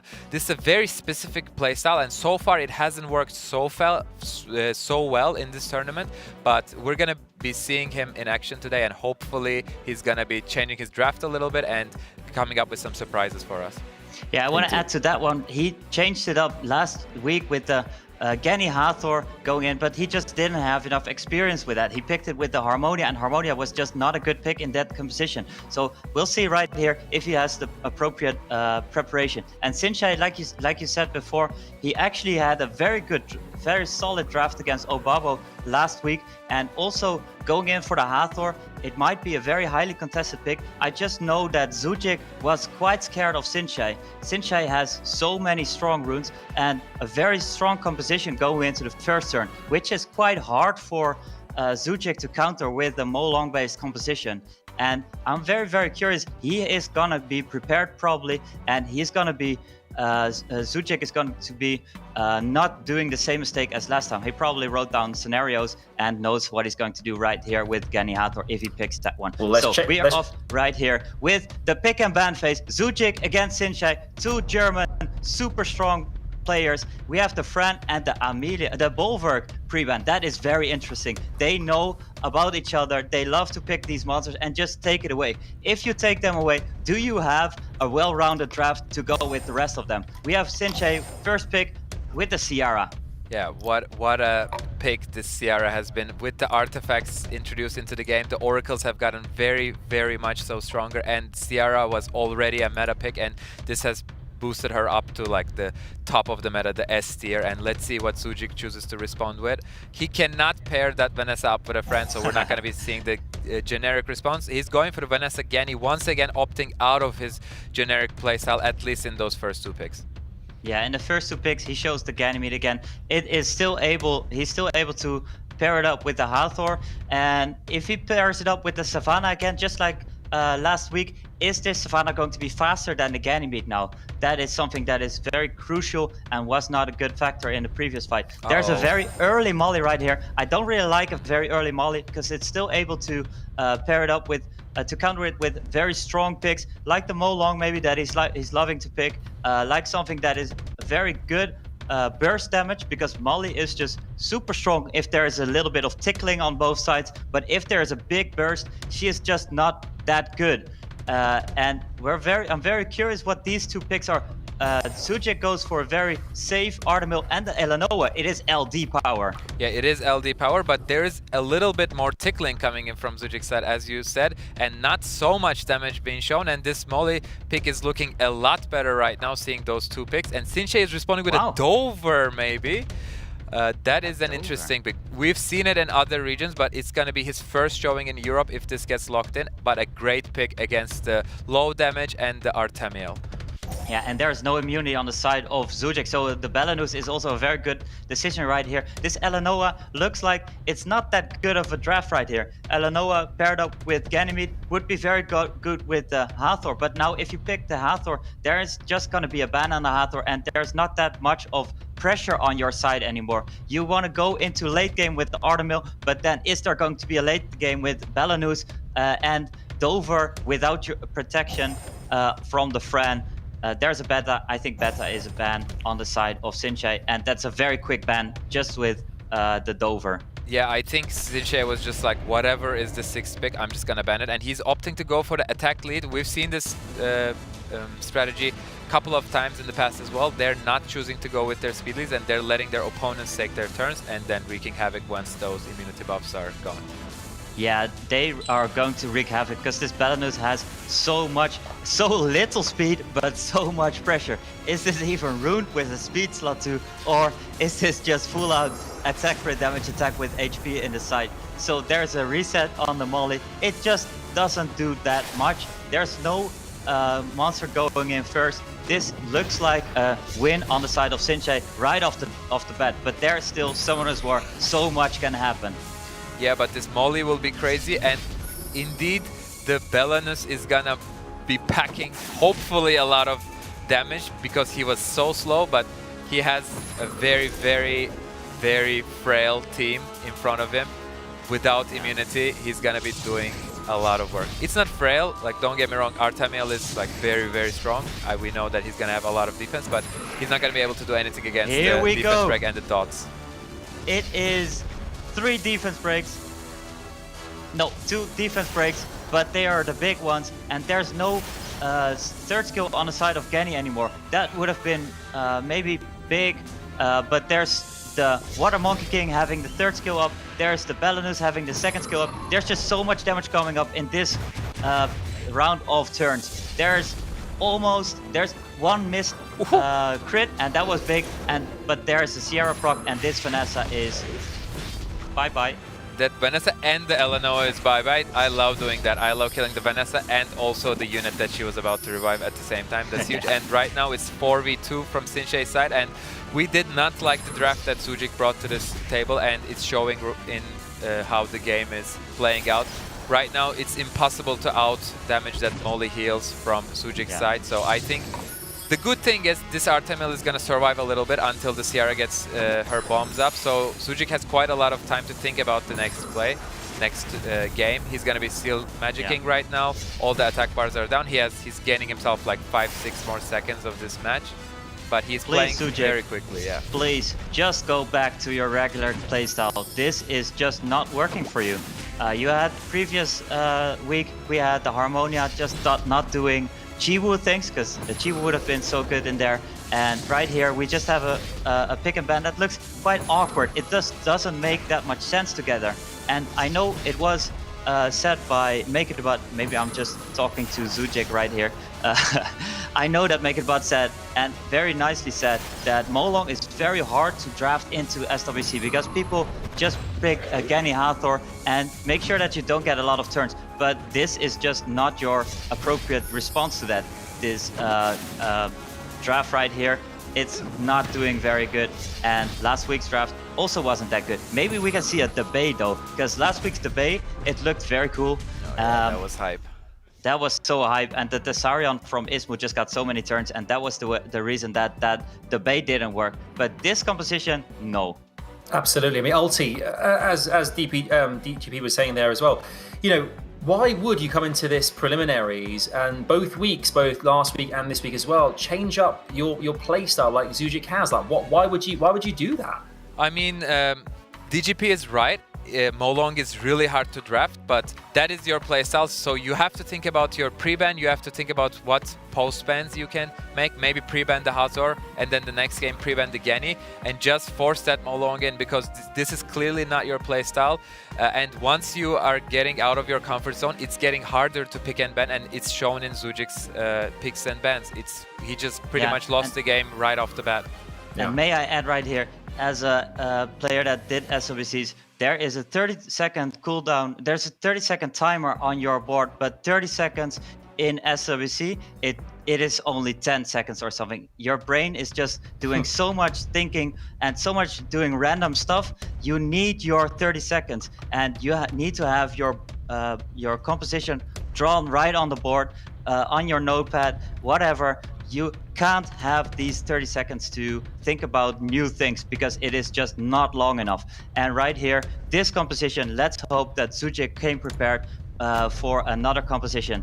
And what we're gonna see is a Chiwu pre-ban on the side of Sinshei, Vanessa ban on the side of Zhujik. Zhujik is gonna get the first pick, so probably going for the speed lead Sierra, because the other two speed leads are gone. Yeah, I want to see Sierra, and it won't be responded by Vanessa, but picking up the friend, making the Sierra pick a little worse from Sinshei, and what? Whoa. What? I thought he was just flexing with those picks, but he goes in and locks in Pontos and Tableau. Sinshei is playing for the audience right now. He is definitely playing for the audience, but is this the moment to play for the audience? Tableau and the Pontos, wow! He's 1-0 up, you know, he has a game that he can lose. So I think this is a moment to play for the audience. Is this going to be a game where they're just showing off, doing some highlighting stuff, making sure that people who make videos about this tournament can say the brutal power of... Oh my god, what's happening right now? I can't believe.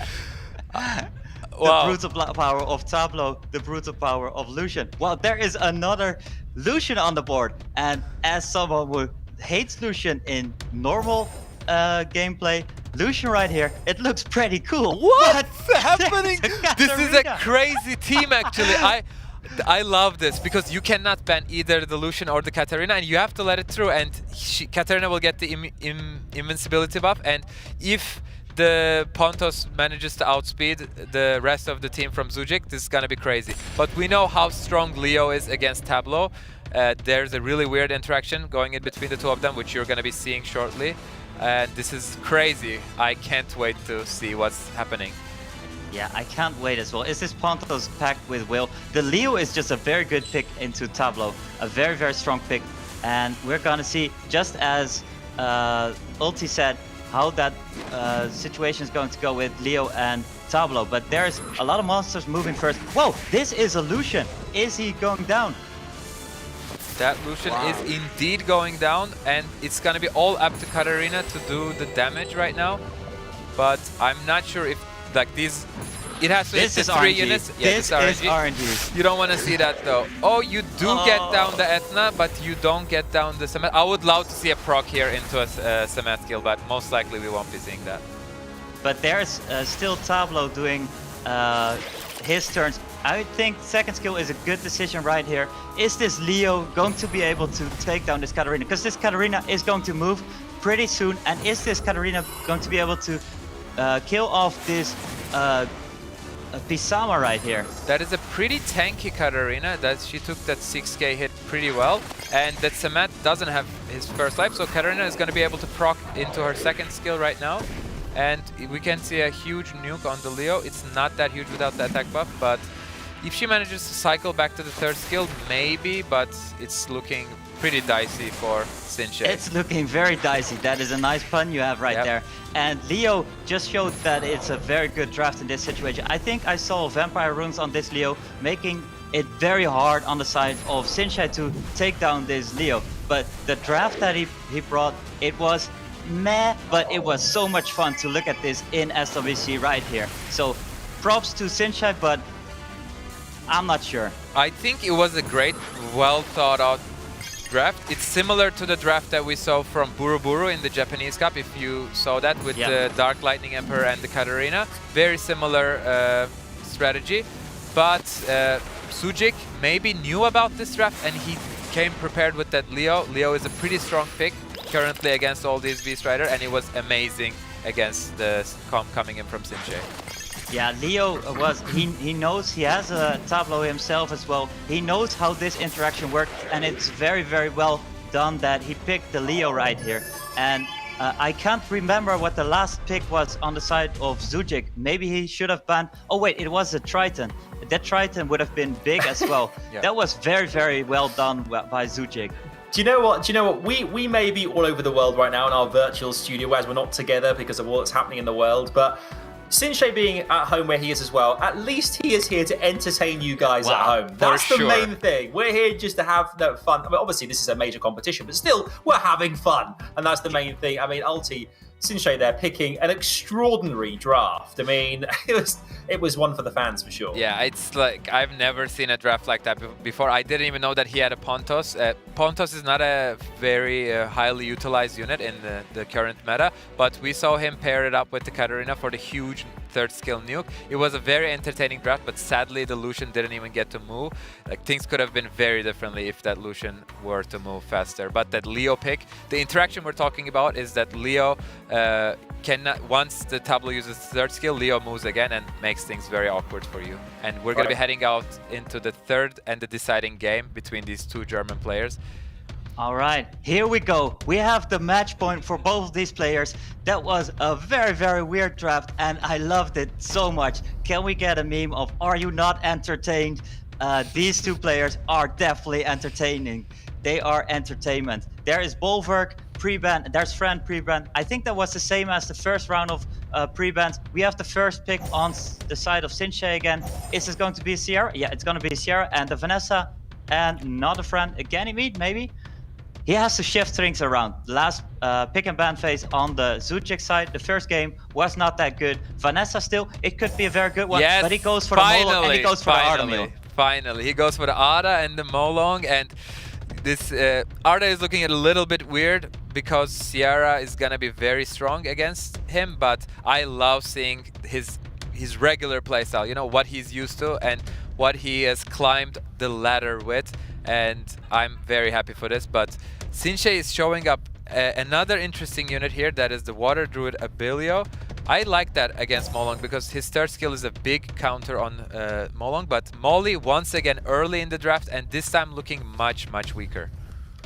Much weaker indeed, because the Molong just has a very strong third skill against this Molly, but the rest of the composition that you usually draft around Molong is, on the other hand, very bad against Molly. We have the debate again. Oh my god, I'm sorry guys if that hurt you if you are on the headphones, but I'm so hyped for this Dark Anubis, as I know DGP is as well, because he's a big fan of it. Yes, the Bay is so much fun to play with, and it is so much fun to watch, because that third skill just hits a lot, does a lot of damage, and it sets up branding. Maybe branding with the Molong could be very big. There is a Jaeger and the Vigor response on Sinshei. Sinshei doesn't mess around. It's going late for him. If it's going late into the game, these monsters are so strong. And there's Savannah picked up and banned very quickly. This match is going to be big. The match point on two of these players. What is the third game going to look like? First skill, first turn is going to go probably to Sinshei. Yeah, I think it's going to be going to the Sinshei as well, and we're going to be seeing who will be fighting Viilipytty in the next round. We see a Shred coming in on the Artemil. That's a big defense break, lowering his damage output by quite a lot, and a proc into the S2, I would like to see. Yeah, giving the speed up to his whole team. S2, is this enough to kill down this Artemil before the Harmonia goes? Because the Harmonia is just going to either do second skill or do third skill. And there's the branding on Vigor and on Abilio. Sierra moving now on a bit of a weird situation because of Harmonia. Probably not putting on Artemil, because Harmonia can only cleanse just one. And this is a very good decision on his side not to detonate. This is Artemil on defense break. That is big. There's no damage right here on Artemil. Yeah, Harmonia makes you, puts you in these weird situations where you don't want to deal ton of damage to your enemy unless you're guaranteeing a kill, and we've seen a very great play coming in from Sinshei, choosing to bomb one unit and leave the defense break on the other and making a Harmonia into a tough decision. I think from this point on, this match is gonna drag out a little bit, but I might be wrong. Seeing this reckless assault, a huge one, but close. Abilia, I was waiting for this one. My. Is this Abilio going to get a turn? Wow, and it is the Bay power. Wow, the Bay finishing off. This is why I'm so brand. excited about this pick, because it's the second skill hits a lot, heals up your team. This is looking crazy, and we're seeing the Bay action in SWC 2020. I did not think that I was going to be saying that last week. Yeah, I did not think that as well. What we see right here is this Sierra going to be able, because it's not over yet. It is definitely not over yet. This Sierra can do so much cycling and so much bombing if she doesn't get stunned. That was a huge stun. Is this enough with second skill? No, he doesn't go for it. He knows how much damage he's packed with Abilio. It wouldn't have been enough on the Artemil. He goes for the stun. He didn't get the stun. He gets the Harmonia resistance and Harmonia proc. A big proc coming in from Harmonia, making things a lot harder for Sinshei, because suddenly Zhujik's team is back up to full, and Sierra indeed can make a lot of plays, but these are very tanky units coming in from Zhujik's side, and it's going to be very hard to kill all of them, especially when you have the Harmonia support coming in. Oh, the Bay getting a turn again. And bear in mind, the Bay only skills with HP with a second and a third skill. The first skill goes with attack again as well, but the second and the third skill do not that much damage when you go later into the game. When the HP goes down, attack goes up, but Sierra goes better and stronger every single time that the HP goes down. So this Sierra, is he going to be able to cycle enough? And this DAY is packed on a big crit damage set because he does get a lot of damage from this Sierra. Yeah, but we see the shield on the DAY and 2 branding on both units of Sinshei, and we're going to be seeing a big nuke from Artamiel. No, he chooses to heal the DAY. We're not going to be seeing a big nuke coming in from the Harmonia. This Harmonia. Yeah, this Harmonia is like, I got this, guys, you know, don't worry. Yeah. She has this under her belt, and it's Harmonia. Yeah, Sinshei must be hating this unit right now. Yeah, he must definitely be hating this unit. And whereas Harmonia didn't show up last week, she did show up, but not in a good position. Right here, we see so much procs on this Harmonia and doing so much work. In this composition, Harmonia is just super strong. And we are going to see a lot of damage on this Sierra going right now, because this Molly is holding the hands of his components, his allies, and it is doing a lot of work. This Sierra has the bomb up. Is he going to be able to land it? He lands it. The detonation. This is Molong off the bat. Yeah, that's big Going because, down. as you said, DAY is getting weaker and weaker as the game goes on because he scales on that HP, and Sierra is getting stronger and stronger, and paired up with 2 support units, suddenly I feel like this Sierra, if she has enough accuracy and if she chooses not to derp much, she can actually carry out this game.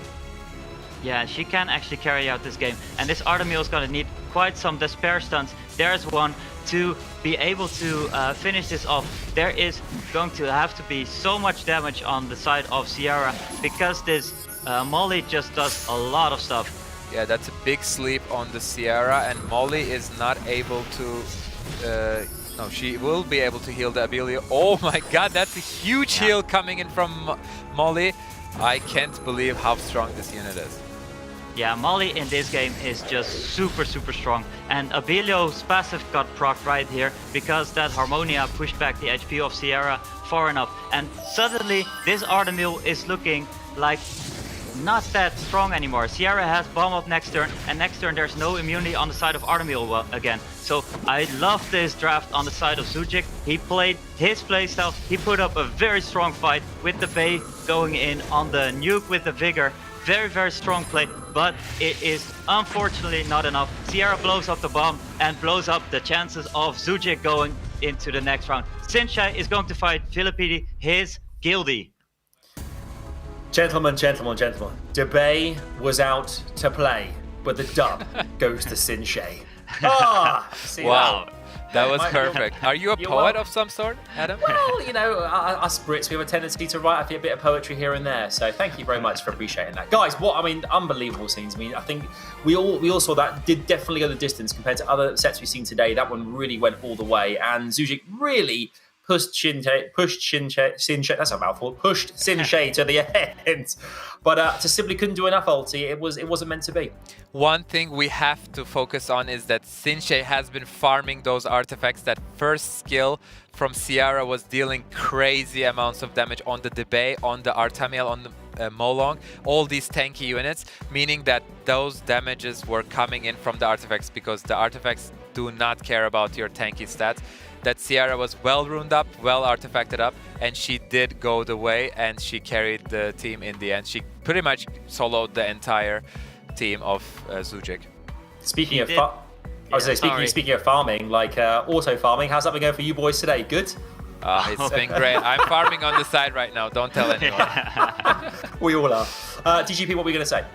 Yeah, I was going to say Sierra going her way and not like DAY. Sorry about that one. It was very bad, but I just wanted to share it. All right, so this was the upside of DAY and also the downside. We've seen the second skill nuke doing so much damage, but then afterwards just didn't do that much anymore. The third skill didn't hit, and it was just not that good of a position afterwards. But can we please have a moment to respect this second draft of both players? There was so much hype with the Tableau and the Pontos going into the first 2 picks. Wow, and it almost paid off, but Zhujik, with the 30 seconds to go against that, he still had enough time. He knows how it works, and the Triton and the Leo were just super strong against that. That was a game that I didn't expect to see in SWC, and I loved it. Oh, I mean, the entertainment was off the charts. Hopefully you guys have been enjoying this as well, because it's been simply brilliant. The drafts have been out of this world.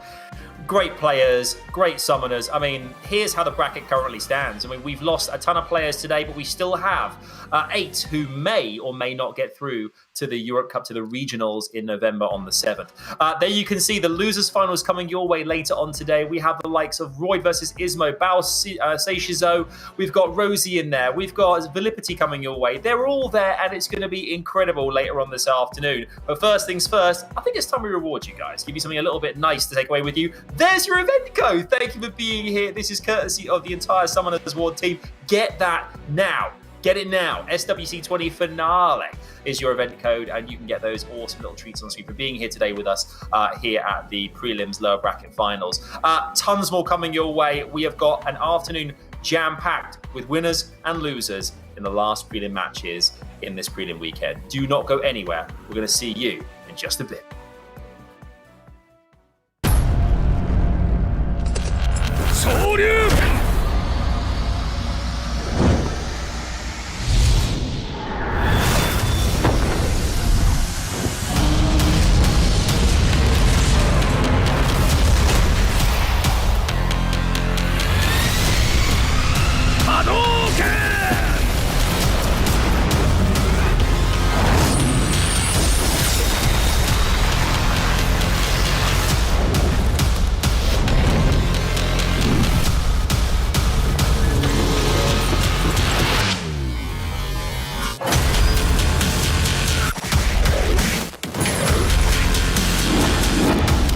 Summoner's War.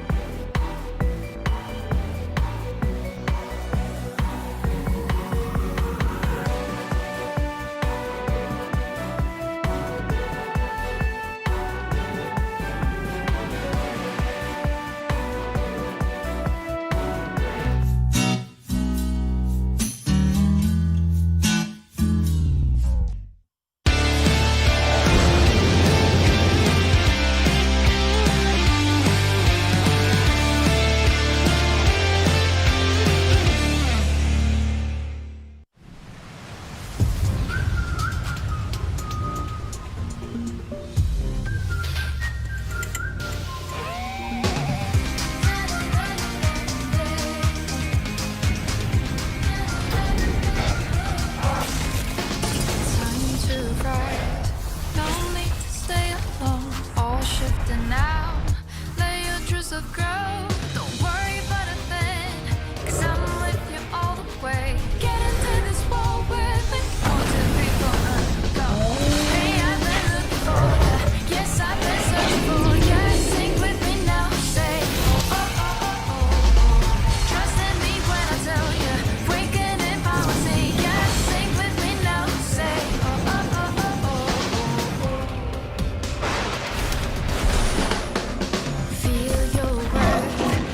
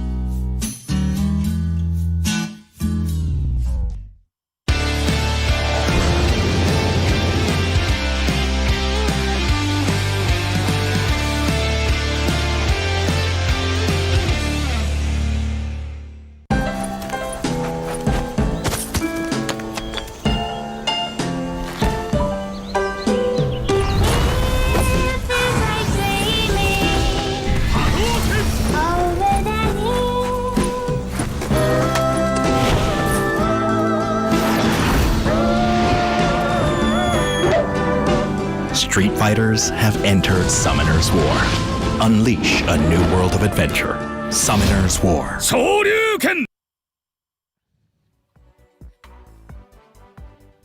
Hello there and welcome back to day 3 of what has been an absolute belter so far. It's the Summoners War World Arena Championships 2020 Europe Cup Preliminaries Lower Bracket Finals. I am Adam Savage and I'm joined by my brilliant co-hosts, the almighty Ulti and DGP. Great to see you boys here. It's really good great to be here. back. And Adam, I am such a great fan of you. Can I please get your autograph? Yeah, sure. Chuck me some paper over.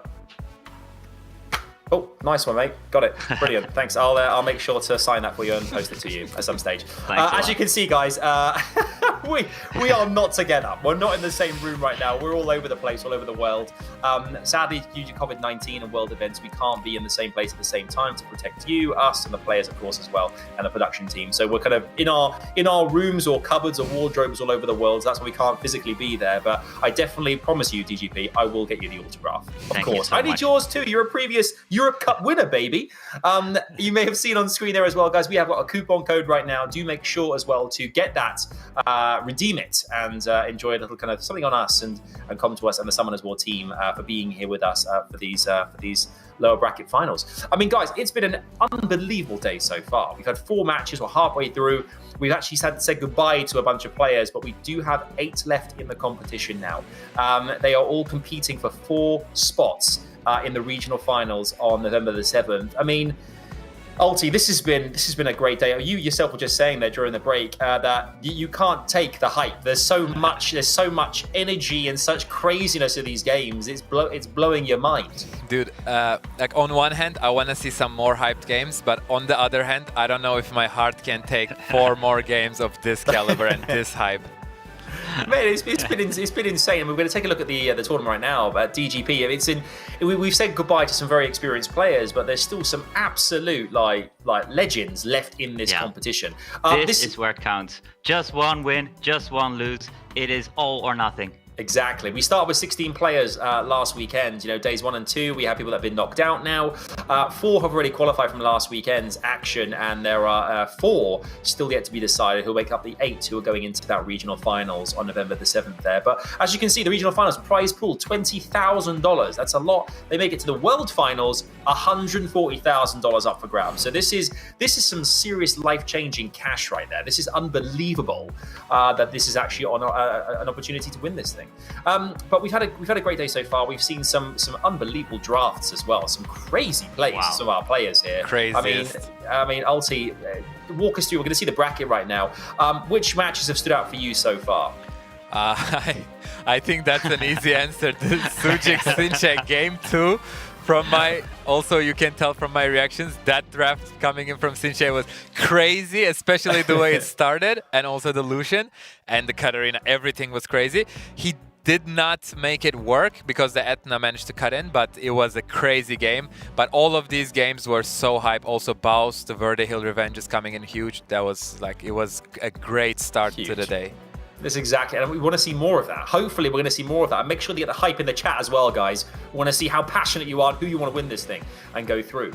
Let's talk about our next matchup here. This is our losers bracket final match. There's 4 of them. The first one is Pinkroid versus Ismoo. DGP, two brilliant players. Ismoo qualifying for this particular part last weekend. Pinkroid winning earlier today against Fatarti. Yeah, so we have 2 players on the board. Pinkroid is a huge Genny Hathor abuser, and then there's Ismoo, who doesn't really pick Genny and Hathor. So these guys have a very different playstyle, and Ismoo is used to fighting the Genny Hathor. So Ismoo knows how to deal with this, and we'll see how well he's able to adjust to Pinkroid's Genny Hathor and the Tianlang on the side, and that is going to be very crucial. Yeah, I mean, Ismoo, we've not seen today. We saw him last weekend, Ulti. I mean, Ismoo brings a lot to the table in his own right as well. Yeah, he swept the first game and he barely got knocked out in his second game, and he's here to claim his victory now. But that Tianlang, as DGP said, is gonna be a huge factor in this matchup because we know Ismoo loves those Beast Riders and he loves the going first, and Tianlang is a pretty strong reaction to a cleaving player. Yeah, the Beast Riders have been, they've been fantastic to see played so much over the last 2 weekends. So I'm hoping to see a lot of action right now. DGP, Pinkroid, your fellow Dutchman mentioned this earlier on. What are we expecting to see going into this best of 3? Well, Pinkroid is very much on point with the pick and ban phase, with the second and the third round into Fatarti. So Pinkroid is definitely going to be able to rely on his brain today. And then there's Ismoo, who didn't play today yet, and we'll see how he woke up this morning. Does he have the brain? Is he able to adjust to Darkroid, Pinkroid, his pick and ban phase? Will his Josephine be proccing? That's gonna be huge, because Josephine is gonna be a key factor against the CC team coming in from Darkroid, most likely. Yeah, absolutely. It's all to play for here. A best of 3, as we said. First person to 2 sets goes through and secures their place in the regionals on November the 7th. It is everything to play for. This is the big stuff. This is what it's all about. It's win or lose. It's stay in the competition or go home. It's time for the pick and ban phase. Anything's possible. Gentlemen, let's do this thing. And exactly how like you said, anything is possible. Just like we've seen earlier today and with Unarmed last week, anything is possible. There's a Fran and a Chiwu being pre-banned. Chiwu taking away the Genny Hathor potential AoE strip, and Fran being a very, very strong pick against Genny Hathor, and also very highly contested together with Sierra. So Sierra is off for Pinkroid, first pick. Then Ismoo is going to respond. Is he going to bring his Beast Riders? Is he going to bring some immunity? Probably not Genny Hathor, because he's just not a Genny Hathor abuser. Yeah, but I don't like the very early Triana draft coming in here, because Pinkroid has the Genny Hathor in his arsenal, and Triana sadly does not do too much against that combo. We see Okeanos paired up with the Triana, and Pinkroid is responding possibly with a... Whoa, a that's Meiho very Wang. early. That's very early Meiho Wang. And what Ismoo could do is bring in a Vanessa as well, but then there's so much fire damage on Ismoo, and Vigor just going in with so much cycling, and this Daphnis is most likely a counter to this Sierra, and then with the Beast Rider, the Barbara just going to go for first turn, but he still doesn't have a speed lead. Yeah, and Pinkroid is maybe taking a page out of Baus's book and hovering over that Anavel, which would be a great pick here, but I think Tianlang is even stronger against that Okeanos and the Barbara. Yeah, Tianlang is quite a good pick right here. If the Barbara goes, he still needs to have a speed lead as well, because there's just no speed lead yet. But on the other hand, Pinkroid is not showing that he actually wants the first turn that heavily. He has the Meiho Wang to go for the Okeanos, and he has the Tianlang against together with Vigor and Elucia to go against this Daphne. So it's a very strong counter pick heavy composition against Ismoo, and this Ethna could as well just be a ban, and then you have 4 of your monsters, which is very hard on the side of Ismoo, which one you're gonna ban against draft without speed lead, and with the Triana that's looking a little bit awkward. Yeah, and the Tianlang is looking even scarier with the Ethna pickup from Ismoo's side. I would like to see a ban on the Tianlang, and once the Tianlang is gone, that Ethna can do a lot of work, but she might be able to, because she is let through once again, and today is Ethna's day to shine. It's the 3rd time we're seeing her, if I'm not mistaken, and Pinkroid will maybe take the first turn, but he won't be able to do much with it. This is a very, very aggressive pick on the side of Ismoo. He offers the armor break AoE with the heavy damage of Barbara. It could be very, very strong going into one shot of, for example, the Vigor. There is the Okeanos going first, as we expected. Who is he going for? He goes for the Sierra, but big it is resist on the Sierra. Wow, that's gonna play a huge factor, because the Sierra will be able to land a bomb on these units of Ismoo. That's a big resist that you don't want to see when the stakes are this high. You don't want to see that when the stakes are this high, and this Ethna gets the big armor breaks on the side of Darkroid, and there is Meiho Wang that already has 2 stacks, is gonna do a lot of damage when this Okeanos does his 3rd skill. So here we have the Barbara. Is he able to snipe off this Vigor? This one is going to be big. Do you think he's going for the Vigor or the Mei Hoang? Because both are looking like juicy targets. That's a huge nuke on the Vigor, but with that base HP, he's able to survive it with just a sliver of HP. Bear with mind, the Triana is moving, and the Triana has some huge damage coming up for this Vigor. And definitely Vigor is the choice here. He goes for the heal, and the...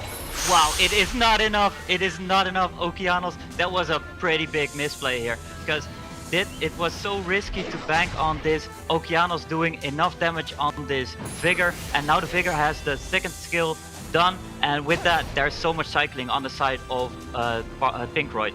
Yeah, Vigor has done his job and he's free to leave the battlefield right now, and that's a big proc coming in from Barbara, maybe able to put up some more damage on the Mei Hoang, because that's a 9-stack Mei Hoang and he's gonna be dealing the damage. But we can see also the Triana passive is up, and the only person that can proc it is gonna be Sierra with her first skill, but I don't see any units being that low to be going down to the Sierra's first skill.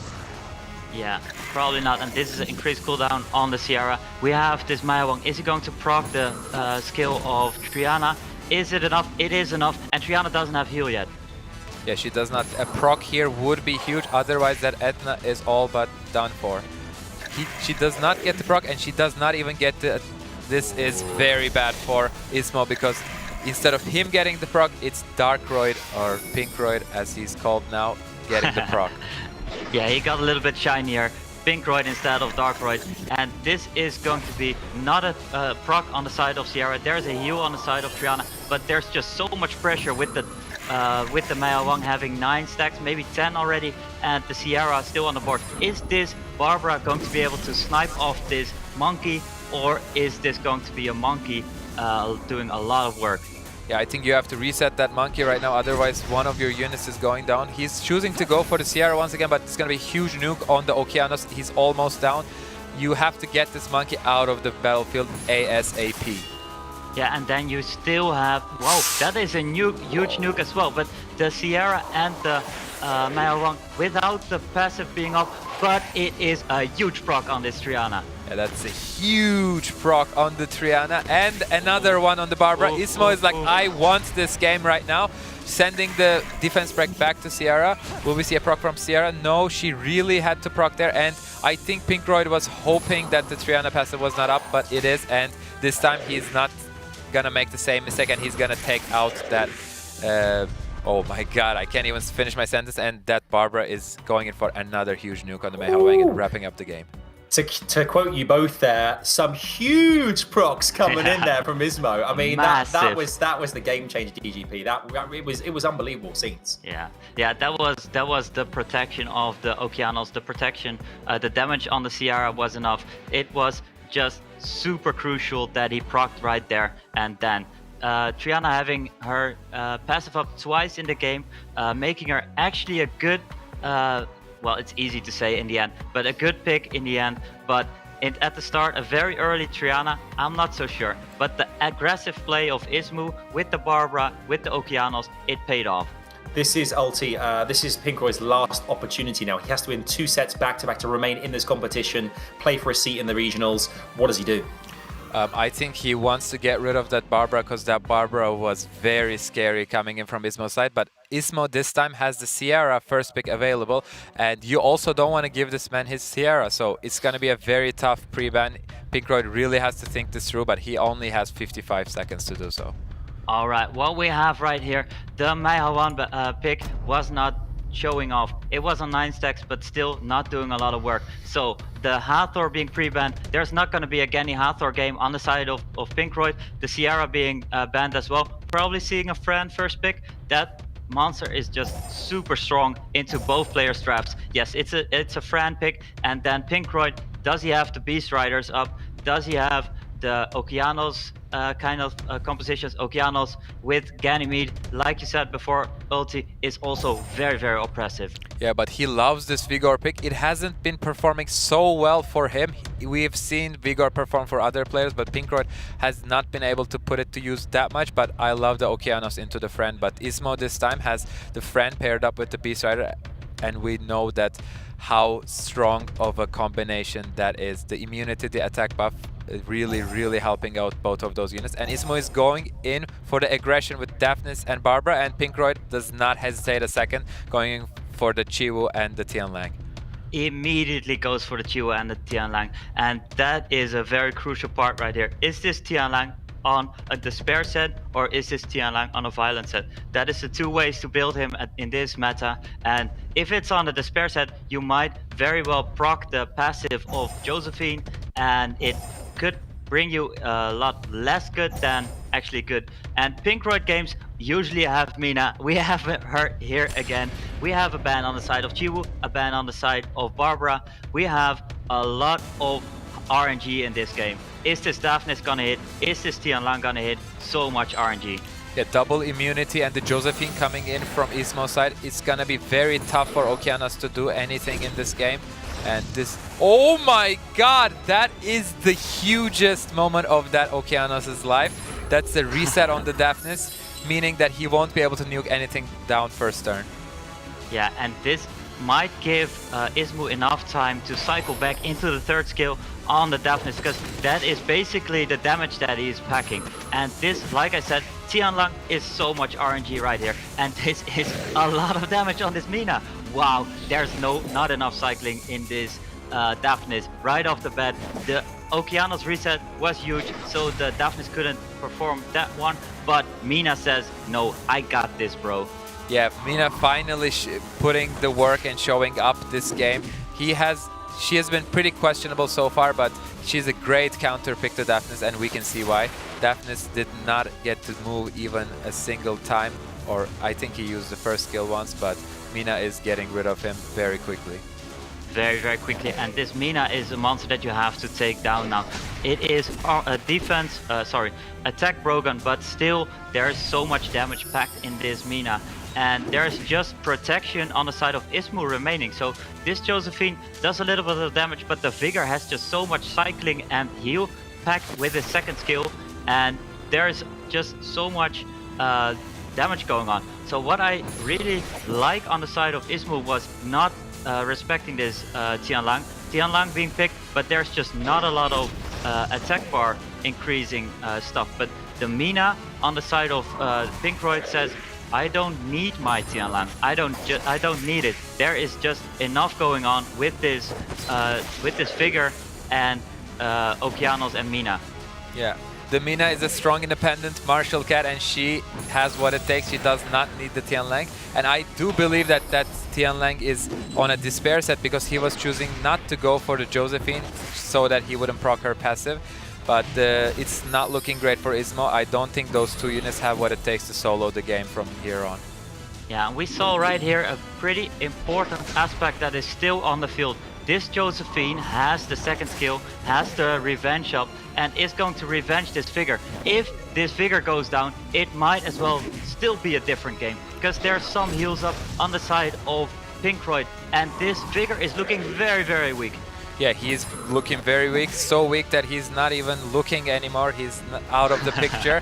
But this time, Okeanos once again is not able to use the third skill because of the Josephine passive. Will we see, is this a Zerpolita Josephine or is it not? Because that a Zerpolita Josephine can still carry this game. Yeah, and this Tianlang is going to go before the Wusa. I think, no, it is not going to go before the Wusa. And proccing the passive of Josephine. There's not enough damage to kill Josephine right here. Josephine procs the passive. There is a shield up. There's the heals coming in from Wusa. Heals coming in.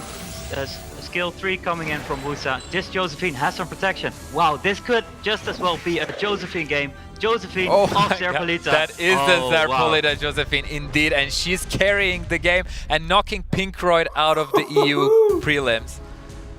The Zerpolita Josephine comes in clutch and delivers the goods for Ismoo. Unbelievable scenes there, Ulti. I mean, wow, man. I mean, we all thought then for a second that, you know, Pinkroid was going to get back into the competition, but just goes to show, Ismoo waiting in the wings. He struck when the time was right. Yeah, I think we just coined the new term, Zerpolita Josephine, but he does deserve that. His Josephine was so crucial last week, and this game, Josephine showed why the EU players are still valuing her so much. She really carried all that game on her shoulders and made it through in the end, giving Ismoo the 2-0 victory.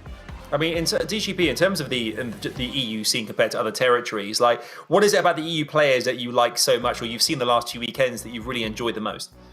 I love that there's not only focus on the Gani Hathor or the big LD Net 5s right here. These guys bring a lot of diversity in their elemental Net 5 box. So every player basically has a kind of a different playstyle. There's no two players that bring the same draft to the table. And we've seen some Molly, we've seen some Josephine, Resurrection, we've seen some Amtara, some Diana being very crucial in their respective games right there. So I love that in the EU prelims. For sure. I mean, Pinkroid came so close then to getting to the regionals on November 7th, but it just wasn't meant to be. He's gone out of this, and it's been great to see in the last couple of weekends, but Ismoo goes through. Ulti, were you pretty sure that was going to be the outcome of this matchup? I was not sure. I was actually giving it to a little bit of advantage to Pinkroid because of that Tianlang, but we saw that Ismoo was ready. He banned it in the first game, so maybe in the first game he was not that ready for it, but in the second game he fought it and he showed us Josephine. She just takes some turns. She doesn't get the attack bar, so she doesn't give any advantage to the Tianlang. Indeed. Yeah. Well, Ismoo has guaranteed his seat in that regional. Is it? I mean, I guess it's very deserved. It's good to see him there, DGP. Yeah, it is very good to see him there. I said a little bit about it in the start of the fight, but the Tianlang just actually doesn't do that much in that game. And it was picked, and it was, well, a dead pick, I think. There was a Mina that did some work, but Mina is very squishy, so was able to handle with that. And Ismoo adapted very, very well. Indeed. There you can see it on your screen, folks. We have got the very first finalists from this weekend joining the already confirmed 4 from last weekend. Ismoo goes through to the regionals on November the 7th. We'll see him there. That is 5 down, 3 to go. Who is going to be joining those guys in the Europe Cup? I cannot wait to see it. We've got so many more games coming your way. Right, let's look at the rest of the matches coming up. In particular, what's happening next here, because there's a couple of players that we cannot wait to see duke it out and going head to head, Ulti. Yeah, especially the upcoming match, Seiishizo against Baus. This is gonna be a big one. It's gonna be really, it's gonna be really hard to pick a victor here. But we've seen Seiishizo struggle a little bit when he's pushed out of his comfort zone. So it's gonna be up to Baus to push him out of that zone and putting him in a corner. And let's see if he will be able to make it. How closely, DGP, do you think that Seiishizo's been watching Baus blew their match earlier on? What happened last weekend? Is there a lot to be taken from the picks and banning phase, and how Seiishizo can kind of put the ball in his court and give himself an advantage, having seen Baus compete twice? Yeah, I think Seiishizo, obviously knowing that he has the Gianna, it offers a lot more to the Hathor combination going in that Blue picked up, and Baus. Like you said before, Oz, you have to push Seiishizo out of his comfort zone, because the picks and bans that he did against Zerpolita, they were very RNG based. Zerpolita put up a lot of RNG based monsters, and those kind of monsters are just the monsters that Seiishizo does not like, the Diana, the Antares, the Josephine, and they made Zerpolita go through to the next round. So maybe we see that on the side of Baus, but then again, Baus has such a good composition that he might just play his own playstyle, because his runes are just so on spot, so good, and this Daphnis is able to maybe snipe something off right off the bat, and that could be very, very crucial. So very interested who goes first, because first turn is going to be big between these two players, and then also who's going to get the RNG advantage in this composition. Indeed. I mean, we can see Baus' stats there on screen right now, folks. But Seiishizo, first time we're going to see him today, another fellow Dutchman of DGP's. Ulti, what can you tell about this guy, and what can we expect to see in this next round? There isn't much to tell that you don't already know. He's one of the strongest players. He's in top 10 right now in Season 14 RTA rankings. But I can tell you the Sierra and the Hathor will be a big contested pick in this matchup. But we also saw that Baus has that the Josephine ready for to play against Seiishizo, and we know that Seiishizo does not like to see a Josephine. Indeed. Well, this is it. This is going to be our next matchup. Whoever wins this best of 3 progresses through to the EU Cup, to the regionals on November 7th. I can't wait to see what happens. It's all on this, gentlemen. Take it away. The final hope of the Dutchies in this SWC this year is on the shoulders of Seiishizo, and he goes in pre-ban. They both pick very quickly. Gianna, very known to be a good pre-ban, and then Gani showing that Seiishizo is going to get Hathor and then probably going to go for stealing the Gani, but then there's a Sierra first pick. Yeah, that's very interesting. I also thought that he would opt for the Hathor and then maybe use a Vanessa, but he's going for the CR even though he won't have the Gianna to pair that up with. But Baus is responding with a Hathor friend. Seiishizo is going in hot with the Chiwu and Okeanos, definitely contesting the speed in this one, and Baus does not want to let him win, as DGP just pointed it out. Whoever takes the first turn, it's gonna matter a lot this game. It is definitely going to matter a lot. There is a Vanessa and the Vert being picked up on the side of Baus. Vert being very crucial in the Chiwu third skill. If he revenges, and he's probably on a triple revenge, that could very well break your entire game.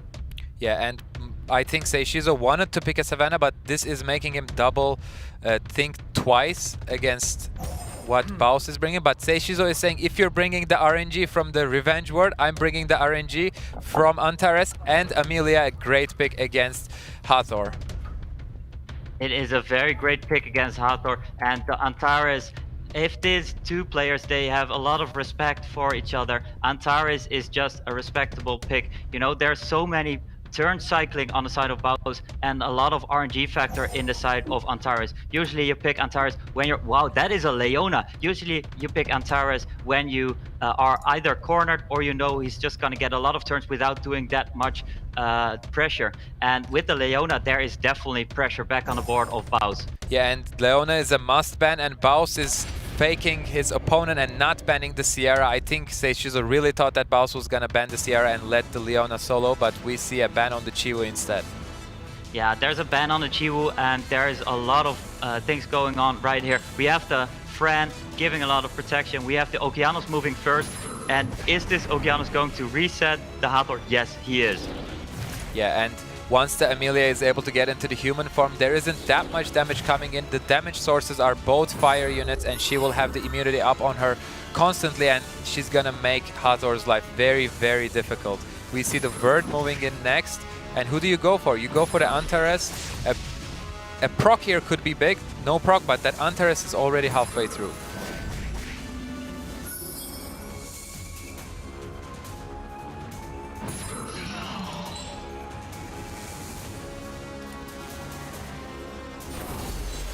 Did it stop for you guys as well? What the fuck?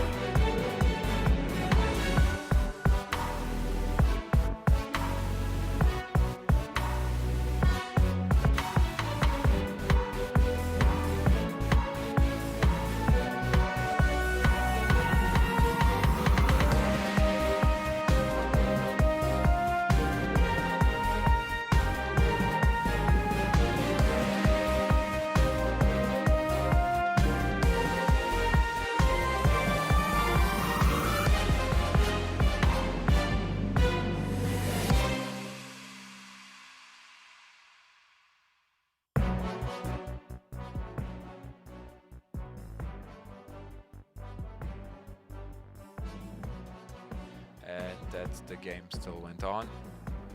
Yeah. I think we're up. Oh, we live again to the world? I think we might be. Are we back, boys? I think so. Wait for a cue to say that we're back. Let's. Yeah, slight technical difficulty there. What with us being in a virtual studio, chaps. We're all around the world right now. You can see it from our hands coming out of the walls here. We're all having a technical difficulty. We had those. We're now kind of resetting things. Everything's okay. But bear with us. Obviously, we're doing this from all over the world right now. So thank you guys for hanging out and just bearing with us. But things did unfold. The players still got to play against one another, and we do have a 1-0 going to Seiishizo as well. So now virtual studios are crazy. I mean, they're amazing. I mean, this is amazing. But I wish we could be there to kind of kumbaya and say, hey, it's gonna be okay, guys. It's gonna be fine. Yeah. Soon, hopefully, soon we'll be able to do that. It's a blast commentating with you guys, and would love to meet up in person. Actually, neither me or DGP hasn't met Adam in person yet. Of course, I know DGP for many years now, but it would be a blast. Yeah, I'm all of 6'4", so you could swing on me like a tree. I'm that big, so I'm a big person. But this is a great thing though. I think what we can all appreciate is that due to the fact that the world events are happening right now, it's so awesome that we can still put on competitions, and we're rocking these prelims for the EU Cup. And hopefully you guys have been loving this as much as we have. We've seen some incredible plays. The players have been delivering the goods for us. It's just been absolutely amazing. So I think we can all agree this has been an absolute success. Bar the small technical hiccup a second ago. These things happen. These things happen. Yeah, go on. Can I make a because I didn't see what happened in this game. Yeah. But I think it is been Antares that actually broke the game. Yeah, could be.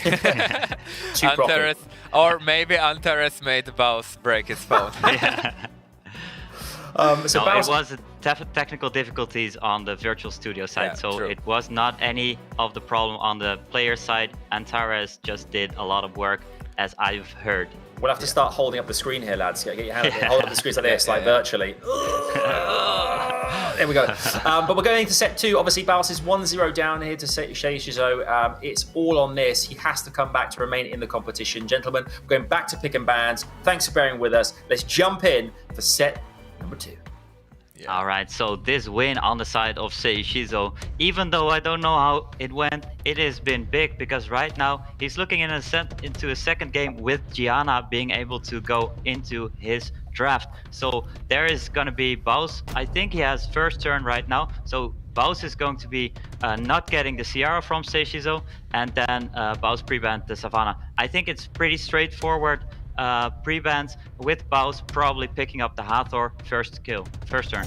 Yeah, I agree, and Baus is getting rid of one of Gianna's best friends, Savannah, and Seiishizo is actually getting rid of one of his best friends, Sierra. So Gianna, I think we're still going to be seeing a Gianna pick, but she won't be paired up with 2 of her favorite units. And we see Seiishizo responding with a friend, Gani, to Baus's Hathor. Very, very typical pick so far. What are we going to be seeing from Baus' side? Maybe a Chiwu Okeanos? I would like to see that. Yeah, and the Ganymede on the side of Seiishizo is always also a very good friend of the Gianna. Then Baus stealing the Chiwu and the Vigor, saying, I want to go for first turn. Even though you have Gianna on the board, I have a speed lead, and are you willing to invest into the Vanessa speed lead to contest my first turn? That is what Baus's composition is saying right here. The Okeanos picked up from Seiishizo, but still the biggest monster going into first turn is the Chiwu, almost always on Swift. Yeah, but it's just one unit, as you said. It's the Chiwu. If Baus does not pick another speedy unit, he will struggle, but he does pick another very speedy unit, that is Barbara. And I think it is looking very much so that Baus is going to be securing the first turn, and Seiishizo is responding to the water-heavy team from Baus with a Diana, and this is a must-ban Diana. And Baus is indeed not making the small hiccup that Seiishizo did last week in not banning the Diana, and he's like, I don't want to see that unit at all. Yeah, and this Josephine is looking in the draft very, very strong. Going into both the Okeanos, both the Gianna. She needs to proc quite often though, because this Ganymede is probably going to focus on this Josephine with the resets. And what we're going to look at is a Hathor as well, but there's Fran. Who knows? This Fran, that is a very fast Barbara. stripping the Fran, and there is already a huge Hathor going in. Yeah, and Vigor is going to be moving next, and I can tell you for sure that he won't be going for that S2. I hope I'm not wrong, but that would be a huge mistake from Baus. And right now, this Gianna is not going to be able to do anything with her S3. She's not even going to be able to use the S3 because she's stunned from the Josephine proc. And right now, she will be almost dead, I think, from this Barbara. That's a huge nuke at 13k and a 5k. That's it's going to be a dead Gianna and a 3v4 against this team of Seiishizo. I love the composition on the side of Baus. This Barbara pick was super strong, and stealing away this regular speed lead that Seiishizo is bringing, the Sierra or the Chiwu, just shows very, very crucial, because the Barbara outspeeds very, very strong and fast Okeanoses because of the big speed, base speed advantage. So that is very, very crucial right here in this draft on the side of Baus. Very well done. You have the Gianna on the side of Seiishizo, but there's just still counter picks to it. It is not a pick that is always crucial. So that's very well done by Baus, and there's not gonna be an armor break on the side of Fran, but there's just so much damage. Yeah, that Barbara last pick was exactly the unit that Baus needed. I don't think there was a single unit that would do a better role there. This very fast attack bar booster and insane amounts of damage, and also elementally pretty good against the enemy. We have here a connection loss and right back into the game. This game does not want to be casted because it's these titans clashing, and we're not allowed to see it to its full potential. This is indeed titans clashing. There are some procs all around the field, and there is Josephine having the passive up again. If he does third skill on the Okeanos, this Josephine gets a turn and is going to be able to take down this Fran most likely. Is it enough? Is it enough? Second skill or first skill? I think second skill has a little bit higher multiplier. Yes, he goes for second skill, and there is no more Fran, there's no more heal, there's no more sustain, and this Vigor and the rest of the monsters, how are you going to deal with them? Yeah, no need to risk and go for the first kill there, but this Gani proc is going to be able to secure the kill on the Barbara, but the Hathor proc is going to be setting both of the enemies to sleep, and this Okeanos is looking very low against 2 water damage dealers. It's not looking great for Seiishizo, because once this Okeanos is done, Ganymede's second skill will be useless, and he won't be able to do much with just the third skill. Yeah, so very, very well thought through by Baus, very well prepared. Even though he first had to fight against another player, he knew he had to prepare against Seiishizo as well. So that's very well thought through by him, and this game is going into the third set, even if this Ganymede gets some procs, because there's just too much pressure with the rest of the monsters. Yeah, and he gave up. Is just tapping out. He's tapping out, and we're going into round number 3, the Clash of the Titans. This is Baus against Seiishizo, the way we want to see this game. I love the well done to you as well, Alti, for styling out that slight collection loss there by saying, hey, Clash of the Titans, these kind of things happen in big games, man. I love it. I mean, as you said yourselves, Baus there, I mean, the selection, Alti, was on point for that. I mean, he brought exactly what he needed to do the business on Seiishizo. Yeah, it was perfect, especially the last pick, because he knew how much of a threat his Chiwu was, and he knew almost that Seiishizo had to ban that unit, and he knew that his 6th pick was going to be let through, and that Barbara played a huge role in this match. Yeah, I mean, a 6th pick. These guys are so OP. They have 6 picks right here. Exactly. But I get what you mean, because Chiwu was a very crucial monster in this draft. If he would have let Chiwu through, then it would also be a Hathor going in, following up and sleeping everyone. So the Barbara or the Chiwu, same, it would not have mattered that much. And into the next pick and ban phase, we're gonna have to see Seiishizo adapting to this one. We have different pick and bans, pre-bans. We have Gianna off the board, we have Ganymede off the board. This is going to be a first pick on the side of Seiishizo, and most likely Hathor or Sierra. Yes, indeed, and let's see what will it be. I think he opted for the Sierra first game, and he's going for that once again, and we're going to be seeing a Hathor, Fran, the same 3 picks as the last game, and the same 5 picks as the last game, but Seiishizo has to change something Baus has to change something because, as we did not see, he did not win that game. So he will have to change a little bit how he drafted if he wants to beat this composition, because it's already looking very, very terrifying from Seiishizo's side. 2 speed leads and 2 units that are contesting first turn. Yeah, and maybe he can actually go for the same composition and just think this Antares is not gonna break my game again. But he goes for the Vanessa. I don't think we've seen Vanessa in the first round. We did we actually. We have. She went for the S2 and then the game crashed. No, Oh, sorry, yeah, the that's Zoom chat crashed, yeah. So is this, we haven't seen the first fight, so we don't know if it was actually a very well-rounded pick and ban, if this was mostly RNG based win on the side of Seiishizo, but this Antares is definitely looking very scary again. And will Baus round up his draft with a Vigor? We know how much Vigor is loved in this tournament and in also other regions. Yeah, he does choose that Vigor. We're gonna be seeing the bans. I think the first game Baus went for the ban on the Chiwu. Will he be doing the same, or will he change things around? We're gonna be seeing shortly.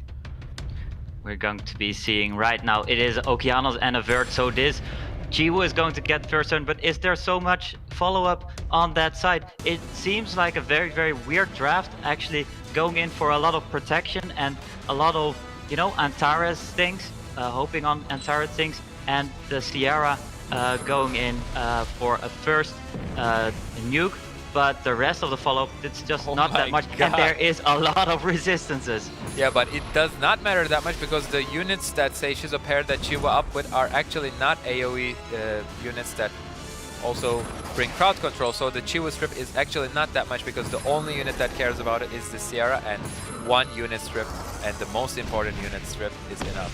So that Fran will be going sleeping with that bomb, and she gets a big proc, taking Fran very low, and she's gonna be able to wake up this Antares from the sleep with the Amelia, and this Hathor will sadly not be doing much else this entire game from this point on.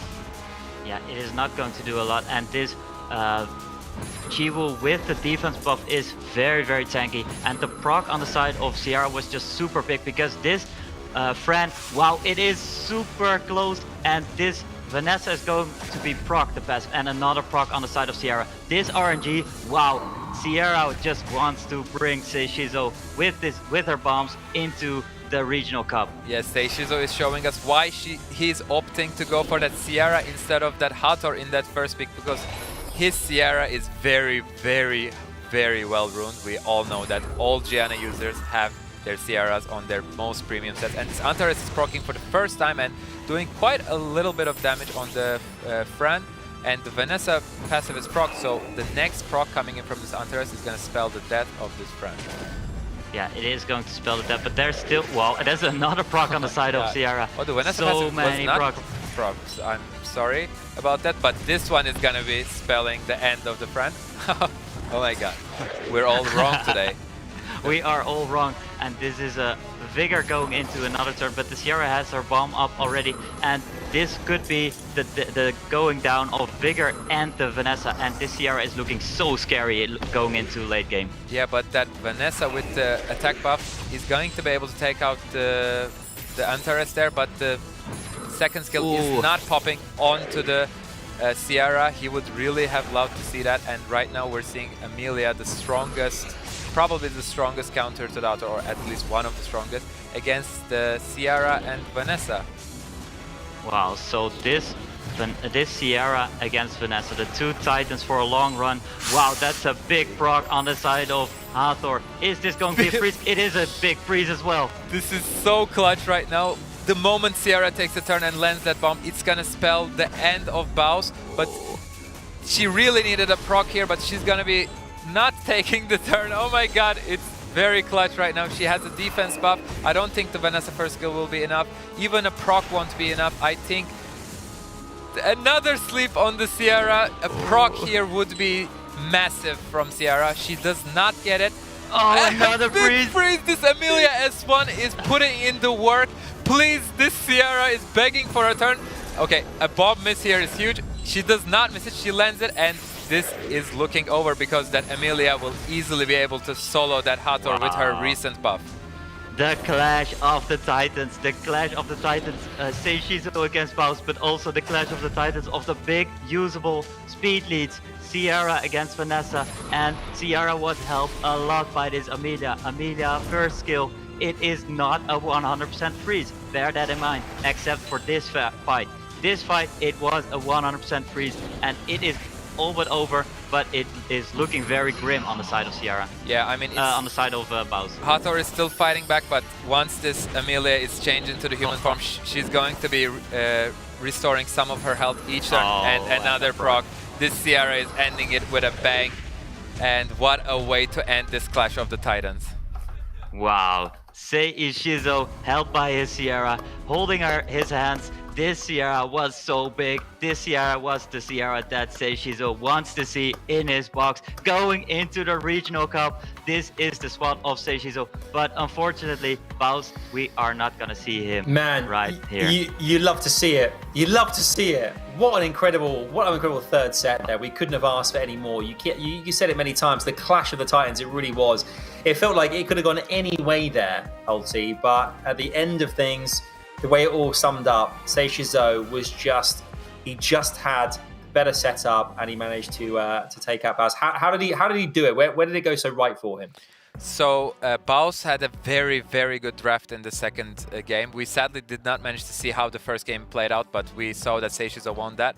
And in the third game, that Sierra was just huge. That she was just massive. Like, she was taking additional turns, landing all the bombs, cycling all the turns with the first skill, and we've known that Seiishizo has been farming that artifact dungeons 24/7, and it's showing up here. He's an Oracle user, and Oracles scale extremely well with artifacts, and we're seeing the immense power of that Sierra. Even though in the end it was looking a little hectic, she still made it through and managed to put that bomb on the Vanessa and secure himself the victory. Absolutely. I mean, DGP artifacts, something we touched on a little bit last week, but they have made such an impact on the game. They had such an unpredictable element to things that it completely changed the face of a set. Yeah, definitely. But still, we have Vanessa. Even though Vanessa doesn't have that much of an extra effect with the additional damage artifacts, still being a very respectable pick. And we saw in this game doing a lot of damage on the monsters like Antares and Sierra, but then still the Sierra just showing so much happiness with this artifact kind of shadow buff. It was just super strong, and there was a lot of RNG factors in these fights. And RNG is, as a personal lover of RNG games, these were so much fun. Antares, Sierra, Epic. RNG monsters, I love it. Absolutely epic. And there you can see it, folks, on screen. Seiishizo joins Ismoo, progressing to the Europe Cup on November the 7th. They have made it through. Sadly, the Brit Baus goes out of the competition. I'm very sad. But obviously, Seiishizo being a Dutchman, DGP, you'll be very happy. You'll be very, very happy. I'd be very happy, definitely. And this is the first player of Doubt going into the EU Cup, and we still have a lot of Doubt players going on. There is Unarmed, the next player, together with Rosith. They are going to fight who brings the most players into the Regional Cup. Is it going to be Squad Zero, already having both Obabo and Knight locked in the Regional Cup, or is it going to be Doubt with the Seiishizo and the second fight that we're going to see with two Doubt players? So that's already two Doubt players going, definitely. And this one is going to be a third Squad Zero or a third Doubt player. Battle of the Guilds. I mean, this is the Battle of the Guilds, and this is huge. Rosith versus Unarmed is our next match. Now, before when we first kicked things off earlier on today, we were talking about how excited we were to see Unarmed again compete here. Obviously, we loved it last weekend. Ulti, I mean, Rosith, we know what he can bring to the table. Unarmed is armed full of the surprises. Surprises. Anything can come from him. It's absolutely anything's possible. Yes, anything is indeed possible, but Rosith has a very, very strong monster box, as we all know by now, and he has the runes to pair them up with, and he has the ragdoll, which is not something you want to see as a cleave player. So I don't think we're gonna be seeing the Lucian cleave this game. I hope that I'm wrong. Maybe that gets pre-banned and then we see that and then we get hyped for it, the second Lucian of the day. But I want to see a good performance coming in from Unarmed, but he has an uphill. He has to climb an uphill right now to beat an uphill battle. Yeah, uphill battle against him. Yes, that is the expression. It really is. Let's take a look at our players as well. Firstly, DGP, Rosith is so strong, so strong. Yeah, Rosie is just so strong. He lives in Kairo's dungeon, and his runes are on spot. And I'm not gonna repeat it all that much anymore. Just the man has also a very, very strong, diverse box with the Ragdoll, with the Viva Shell, with the Eleanoa. It's just super strong. But also as kind of if you're looking into a neutral view, unarmed man, that one is the player for the crowd. He has shown us so many great games with Bulldozer, with Lucian. Man, I am so hyped about this game. So hyped. And of course, both of our loser bracket finals so far have gone 2-1 all the way in the best of 3. Will this do the same, or will it be a 2-0 clean sweep? We're about to find out. It's time for the very first pre-ban phase, where we're going to find out exactly how they're going to line up. Rosie versus unarmed. Whatever happens, if you're a French supporter, you're guaranteed to be happy at the end of this one. Whatever happens, it'll be C'est Magnifique. Trust me. We're jumping in. It's time to crack on. Let's see which monsters they'll have in their box today. Let's see. Rosie gets the first pick, and unarmed and Rosie still have their pre-bans. Most likely a Ragdoll because he's super strong against cleaves, but he's actually going for the Sierra, and there's a Bastet ban on the side of Rosie. So the cleave with Lucian is most likely off the board, but there's still unarmed being able to go for this Bulldozer composition or whatever he is going to bring besides that. And the Vanessa is obviously a very good pick against either of these compositions. Yeah, Rosie is without an hesitation securing that 33% speed lead. He predicted that he was going to win the first round, and he definitely did prepare for unarmed because he did not spend a single second in picking that speed lead, the strongest speed lead that you can pick. And unarmed is showing a Molong, and once again he is showing a different strategy, and I love it. Yeah, unarmed again with the surprises. There's a Molong, there's an Icarus. It could most likely be the first win of it could be the first win of Molong. It could be the first really strong Molong draft because Icarus is just super strong paired up with him, and there's a lot of danger going in from these two, where there's still a lot of adaptation going into the last three picks.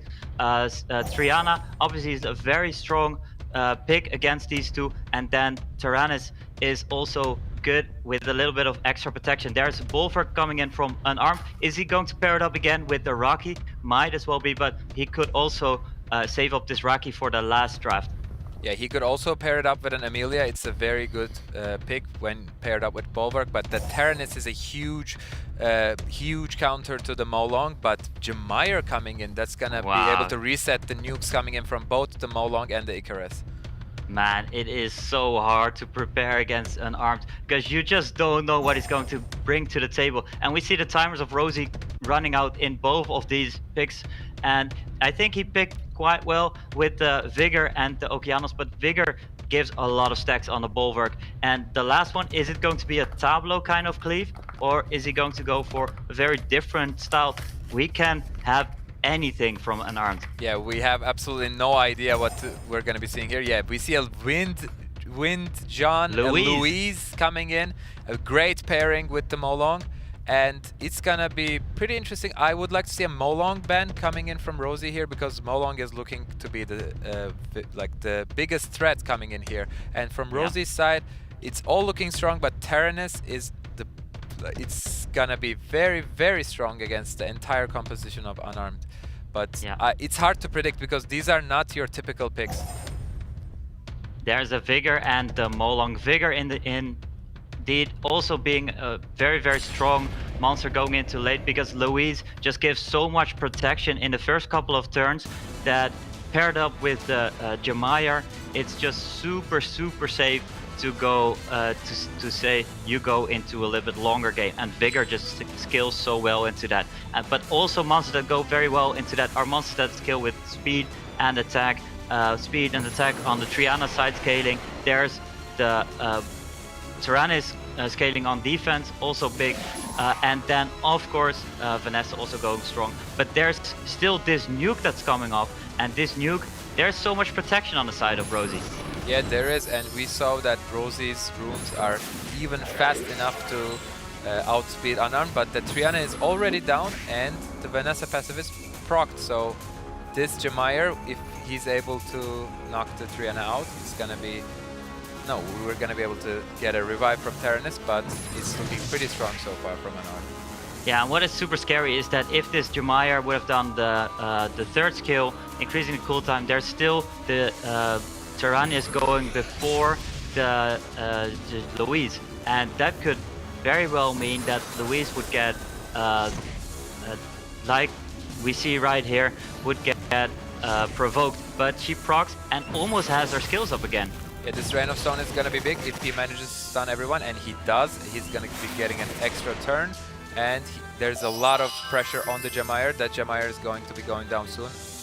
But big he does proc, get big a proc. proc. It's a huge proc, resetting the skills of Louise, and Louise is gonna be able to put Jemire back up to close to full health. Yeah, to very close to full health, and also still having the second skill and Emilia, the Volverk third skill going up. But this is almost that Jemire, and this Okeanos is going to be able to wipe it out. He chooses not to go for it because he knows that Triana can finish up the Jemire. He read the attack bars pretty well, and this Bulwark is at 5 stacks right now, but he steals the soul protection. That's huge because that Triana is going down now, and the Tyrannus S3 is on cooldown. The Tyrannus cooldown is on cooldown, and this Bulwark still has 5 stacks. This could be another nuke coming in very soon. There's no heal on the side of Rosie. Is this Tyrannus going to be able to go into his cycle enough into his third skill, or is there enough damage on the side of Unarmed with this Dark Sylphid going into third skill again? Yeah, I think there's not enough damage coming in from Unarmed side because none of these units except the Dark Sylphid S3 is really known to deal damage. That's why I do believe that the Tyrannus will be able to cycle back to his third skill, but who knows, it's gonna be a slow game right now. We have to see. The procs are gonna matter a lot when things are this close. Yeah, they are going to matter a lot, and bear in mind that this Louise has such a big heal coming up, and Rosie doesn't have any heals backed with this kit. So this is going to be a long game with a lot of heals, and is there enough damage on the side of Vanessa and Tyrannus going into the long game? There's so much damage going into this Dark Sylph right now, and it is going down. Yeah, Rosie does not have heals, but he has something that Unarmed doesn't have, the Tyrannus revives, that is giving him the safety, and it's looking very, very, very good for Rosie right now. Yeah, but this is a composition that Unarmed brought that is so strong into these kind of comps of Rosie. Rosie was early enough with the Vanessa, with the Triana to adapt to it, but if he didn't have those monsters, it would have been looking very, very grim. So well done on Unarmed on preparation wise, but Rosie as well adapting appropriately, seeing the pressure very early with this Molong and Icarus, and he was able to bring the Triana and the Tyrannus Reviver. Ulti, there is a reason Rosie won the Europe Cup last year, and I think we saw it there. I mean, the guy prepared brilliantly well, and Unarmed came to the table, you know, as DGP said, very, you know, equally as prepared. But Rosie just read everything. Just knew exactly what was going on. You could just see experience flowing out of this man in this draft because as DGP said, if that first pick was something else, he could have been in a world of trouble, but already the first pick was countering the strategy that Unarmed was going to be bringing, and he knows that Vanessa, the speed lead, is going to be huge against Unarmed's fast swift set, and he knows that the revive is going to be huge because Unarmed is usually going for those explosive first turns.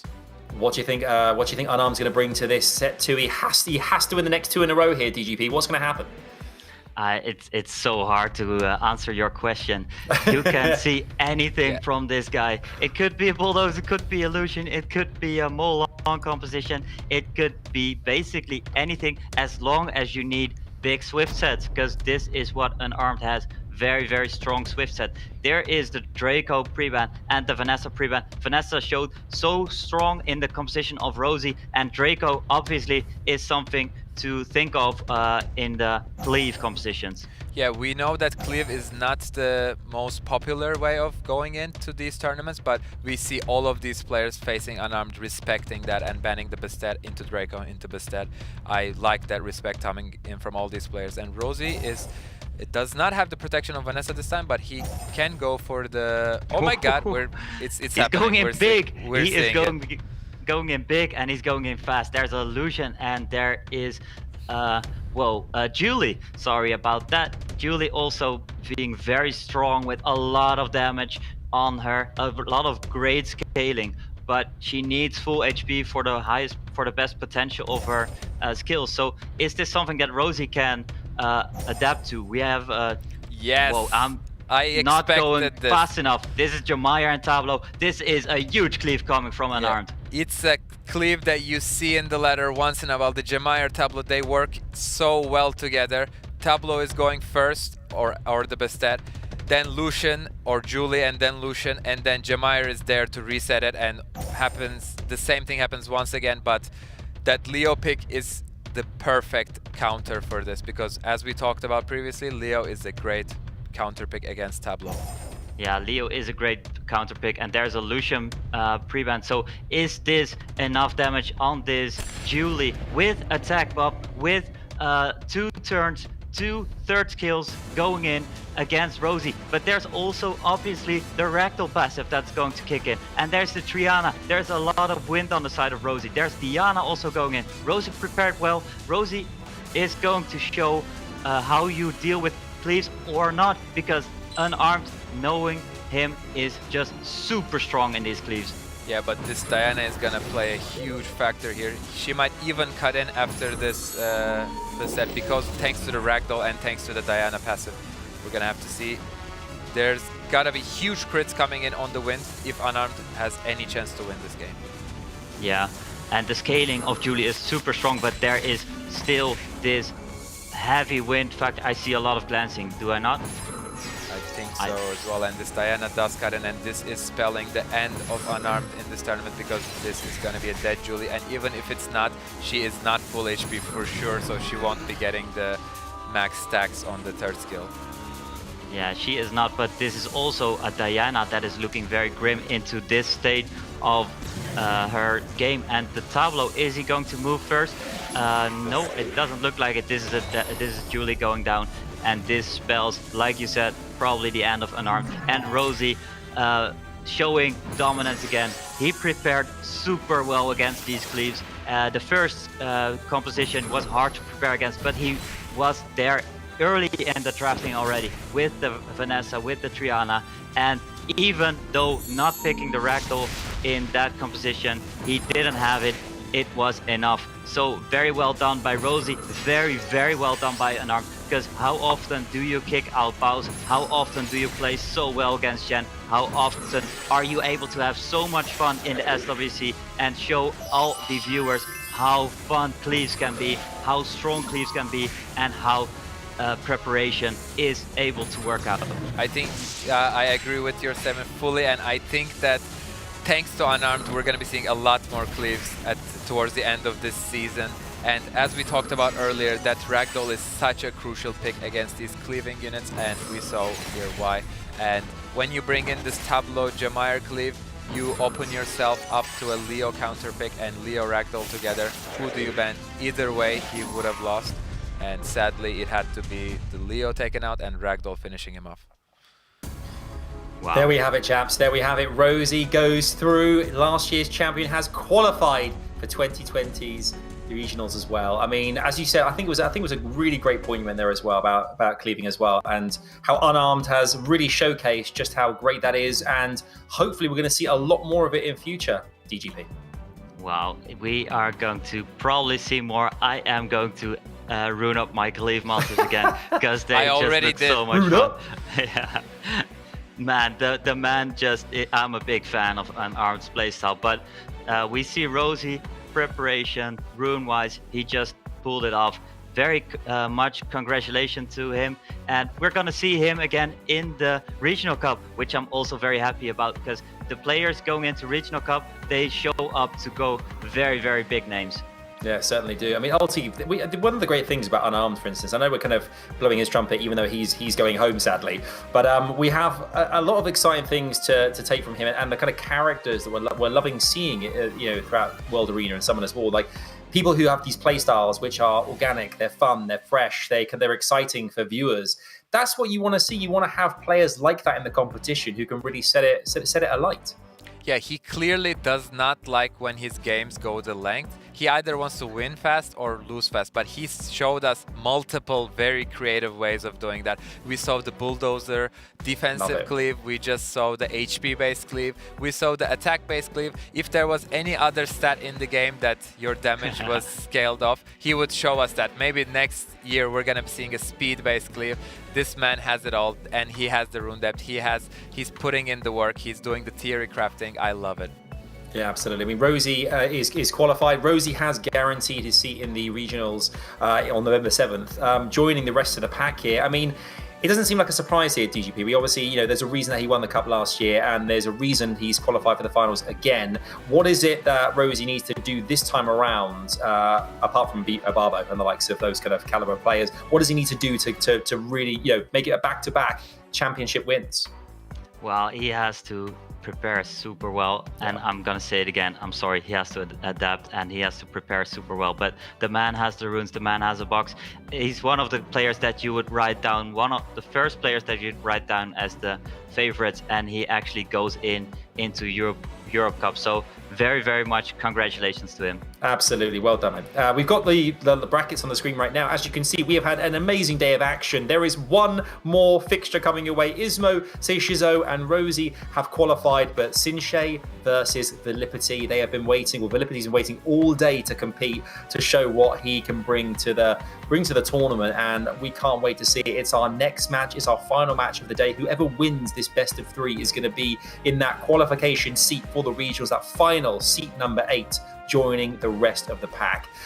This is a match which has got, anything's possible. We've seen Sinshei has performed brilliantly today. He had a match against Obabo last week, which we didn't go particularly to plan, but it's Obabo.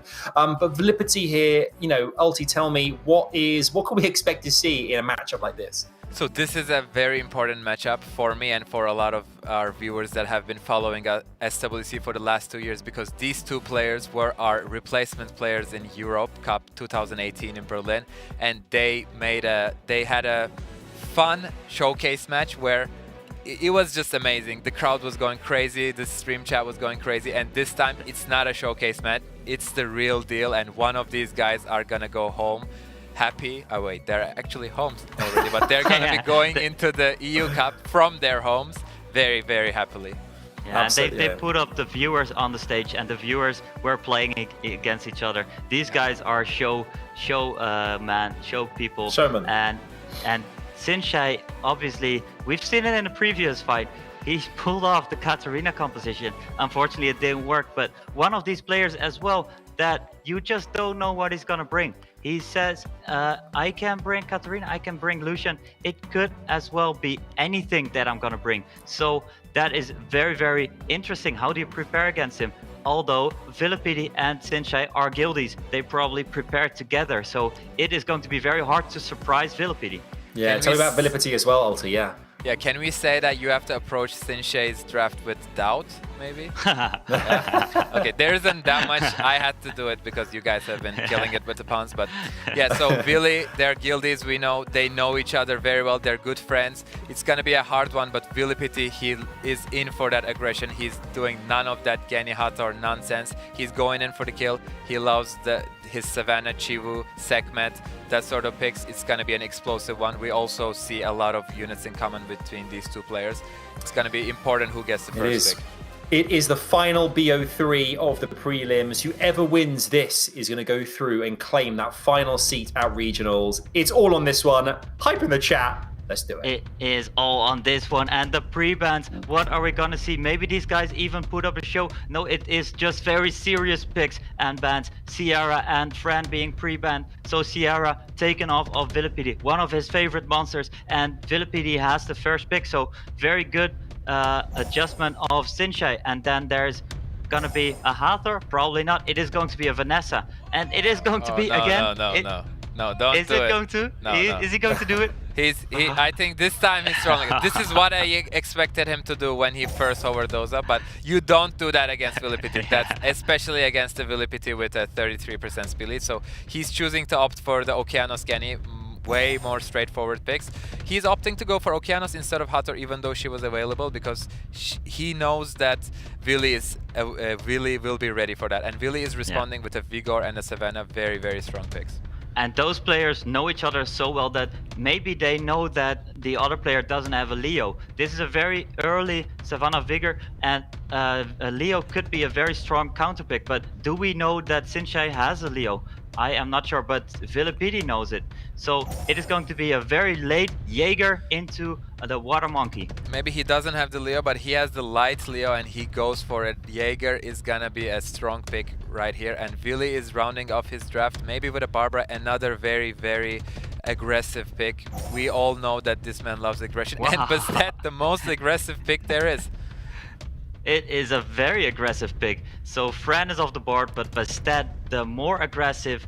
Fran is a little bit of the passive-aggressive monster, and there's Bastet, very aggressive. Leo, he does have Leo. So what we're looking at right here is a very strong Leo pick. Leo probably being banned, and then on the side of Viilipytty, it is so well-rounded. What do you pre-ban? Yeah, I have no idea.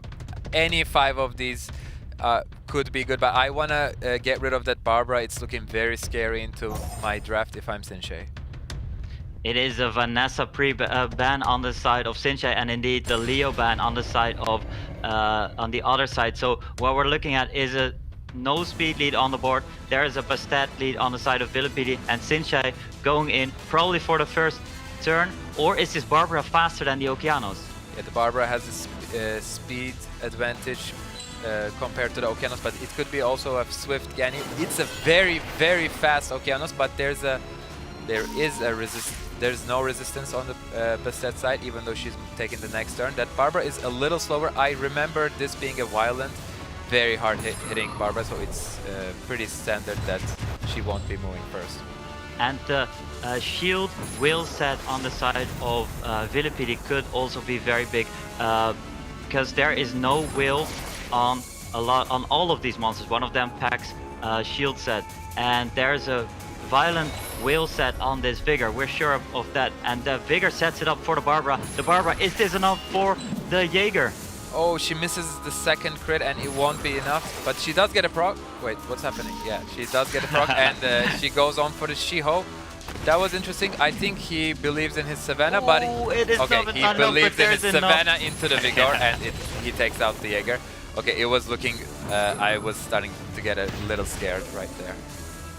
Yeah, we're getting a little bit confused by these monster beast riders on the side of Viilipytty. He is mean, he is fast, he is Viili, and in this position, it showed off. These guys pick the turns very, very quickly. Double resistance on the side of Bastet. There's no strip, there is no shield skill cooldown, and there's Vigor going into this Monkey. Monkey still has the protection, but there's so many potential strippers and damage on the side of Viili with the Beast Riders. And with the attack debuff, there's just not that much damage going into. Yeah, I think the moment Savannah takes a turn, that is going to be a... Okay, if she takes another turn, that is going to be a dead Monkey. But right now, I don't know how Sinshei is going to be able to take down both these Beast Riders and then their human forms. Yeah, and this Monkey, is this monkey able to survive enough? Or is this Monkey going to go down? Is this a cutting of the Beast Riders? Yes, it is. So this Monkey is down, and then it's looking very grim. So on the side of Viilipytty, sorry about not talking about this game, but what I really want to highlight is he went twice for glancing debuff into win with his Barbara. It's the second time, and you cannot non-glance in these situations. Sorry for stealing this highlight, because this match was so fast. So fast. I mean, Viilipytty clearly waiting there, biting at the bit just to sink his teeth in. Excuse all the puns around Beast Riders there, but obviously, you know, it came to fruition. I mean, he did the same thing last week. Beast Riders, obviously a big part of the way that he plays, and delivering there once again. Maybe Ulti, he just knew the way, being part of the same guild, he knew the way Sinshei was going to approach this this matchup. Yes, such a great draft coming in from Viili. We were actually puzzled on what was the correct ban.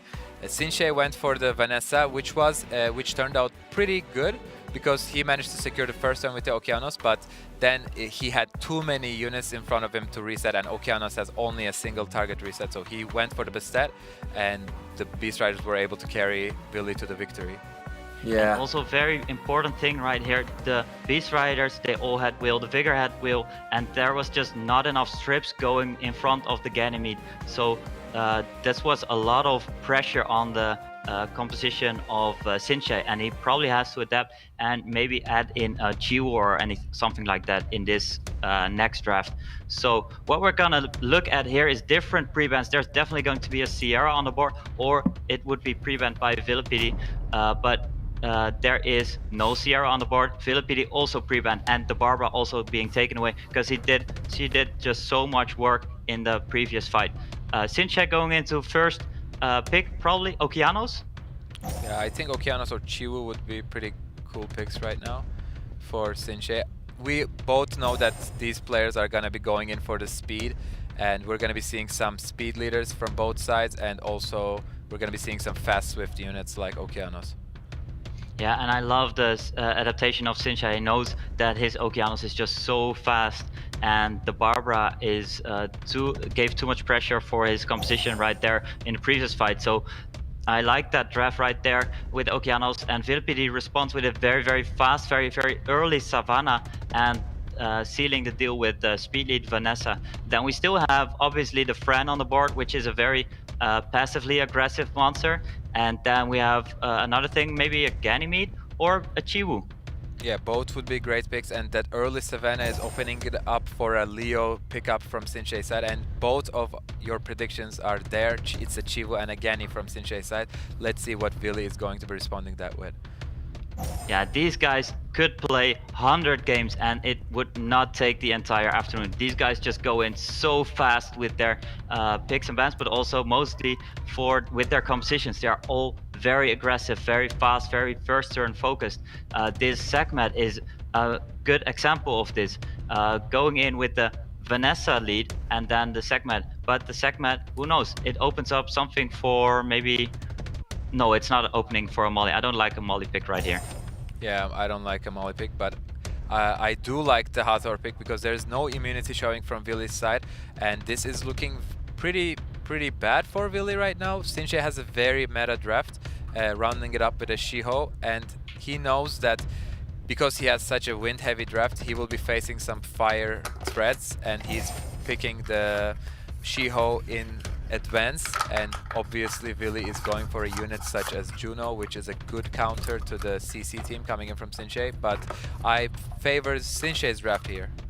Yeah, and it's going to be a little bit of mind games. Do you ban both speed leads? Because if you ban the Chiwu and you go for the first turn, then Sinshei has to ban the Vanessa as well. But if you do not ban the Vanessa and ban, for example, the Juno, then is there enough protection, enough damage on the side of Viilipytty? So we see indeed Chiwu banned out and the Juno banned out. So this Sekhmet is probably going to take first turn, and then there's Savannah. But is there enough follow-up? Is there enough room for pressure against this Gany Hathor composition together with the Okeanos? Yeah, and if the Sekhmet is moving before the Savannah, we saw that the Okeanos was not on will, if I'm not mistaken. That's gonna open up the Savannah third skill to be very, very, very dangerous. Wow, that is Sinshei. A fast figure.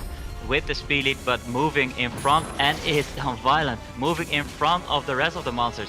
This is a very fast figure, and then probably also the rest of the monsters are on violent. So the speed lead going in very big right here. Increased cooldown on the Gany, but still you have the Hathor going in. Hathor is on will, and Hathor is going to move not so long. Yeah, but this is a big proc because one S2 from Vanessa might spell the end of this Ganymede and make things much easier for the draft of Viilipytty. Yeah, and this is going to look very scary with this Vanessa moving. Is this Vanessa going to be able to take down? No, it is slapped by the Hathor. So Hathor is still looking at 2 immunity on the side of Viilipytty. So he couldn't go for the third skill. It wouldn't be a good decision. And he goes for the second skill with the Monkey and it didn't work out. Nobody got stunned and he awoke the Vanessa. That is not what he wanted to see. He awoke the beast, and the beast is gonna hit the Genny really hard and take him out. He took 2 risks in a row. First risk was going for the S2 on the Vanessa. That risk paid off, but the second one going for the S2 of the Shiho, that just woke up the Vanessa from her sleep and did not stun her. And all of a sudden, it's looking much, much better for Viilipytty.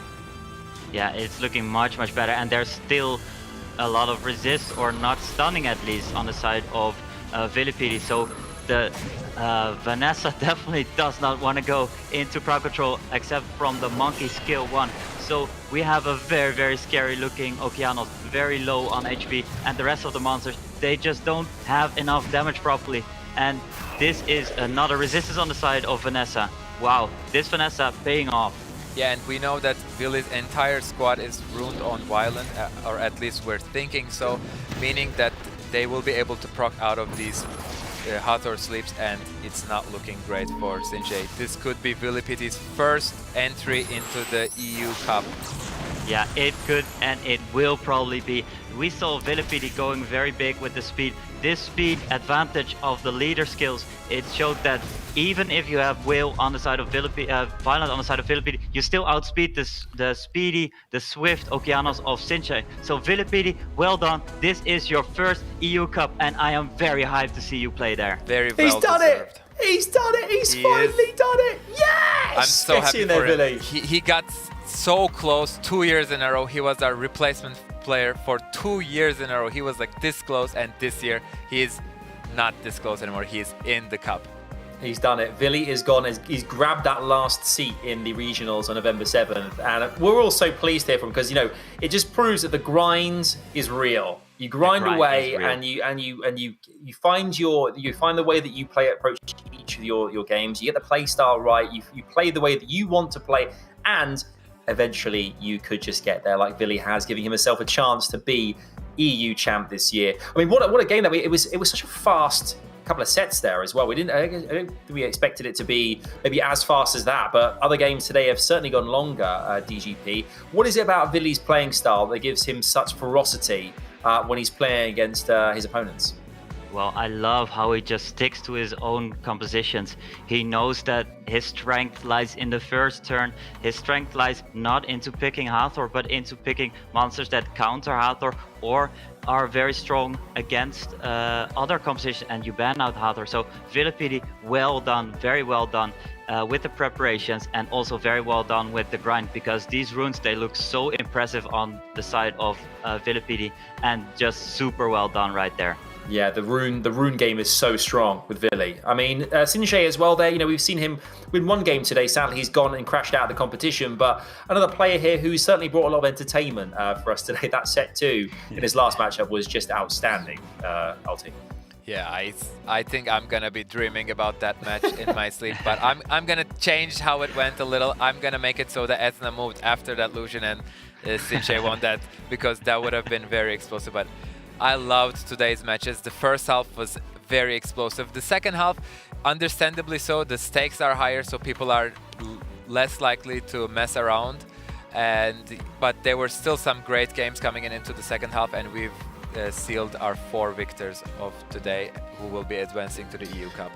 There you have it, the bracket for day number 3. You can see how it's all played out today, and we have our 4 qualified regional cup finalists: Ismoo, Seiishizo, Rosith, and Viilipytty. They will be joining our 4 winners from last weekend to make up the top 8 players in Europe competing on November 7th to try and be a champion, like our own DGP was a couple of years ago. I mean, how incredible is it just to be in that top 8 and compete in that cup? I mean, you've experienced this, DGP. How did you feel, and what do you think they'll be going through right now as well? They are going through a lot of joy right now, because this is something you have to prepare for very much, and you have to go in your thinking process. I remember the weeks before SWC, I just couldn't make really normal conversations with people anymore, because the scenarios are just going in your head. What if he bans that? What if he picks that? It's just so much thinking process that you're doing, not only when you're actually in this in this competition, but also the weeks ahead of that. So if you actually make it, and these 4 players of today, they made it, then that is so much pride that you get, and you have to adapt to the next coming months. Maybe tell your boss you're a little bit distracted sometimes.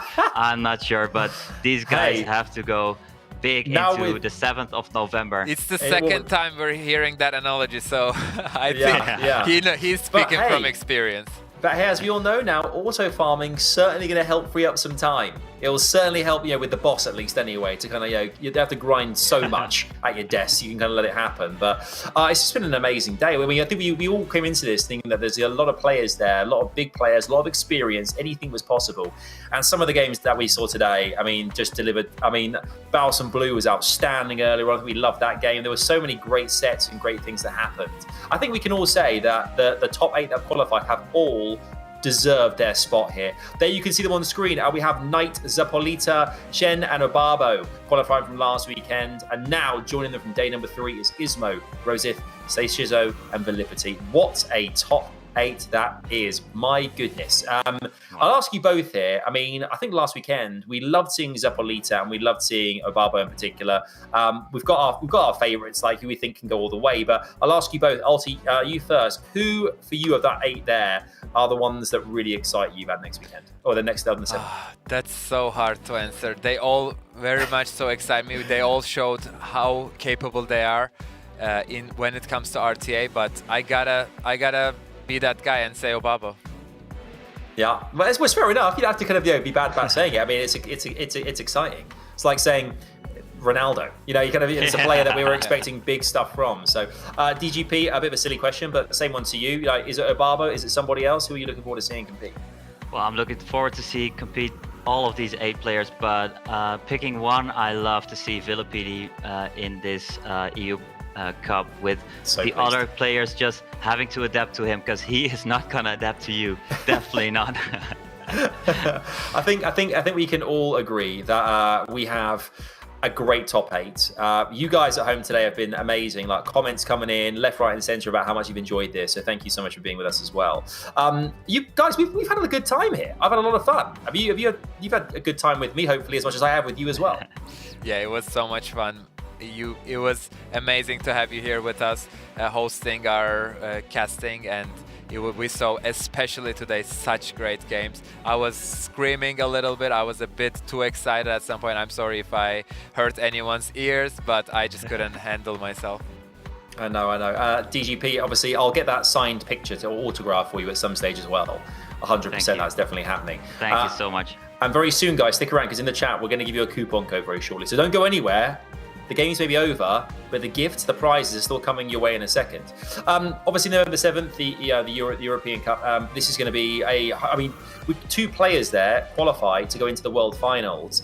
Obabo seems to be a kind of a favourite across the board here for us. I'll ask you both, one person each. Who do you think is joining Obabo? Alti?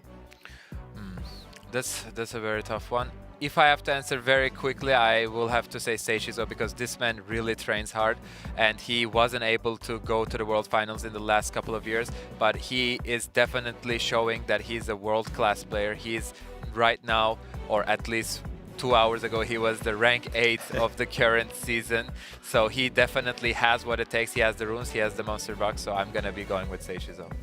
And I'm going to ask the same question, DGP. Who do you think can go with Obabo into that World Finals if we think Obabo is pretty much ready to rock and roll there? I'm going into more of a wild card, maybe, but I think Knight has what it takes. He showed Viilipytty the way to the losers bracket, and he just showed how well he's at adjusting to the opponent. And also the Beast Riders in his box are just super oppressive. So Knight could definitely give a hard time to Obabo and to the other players in the box.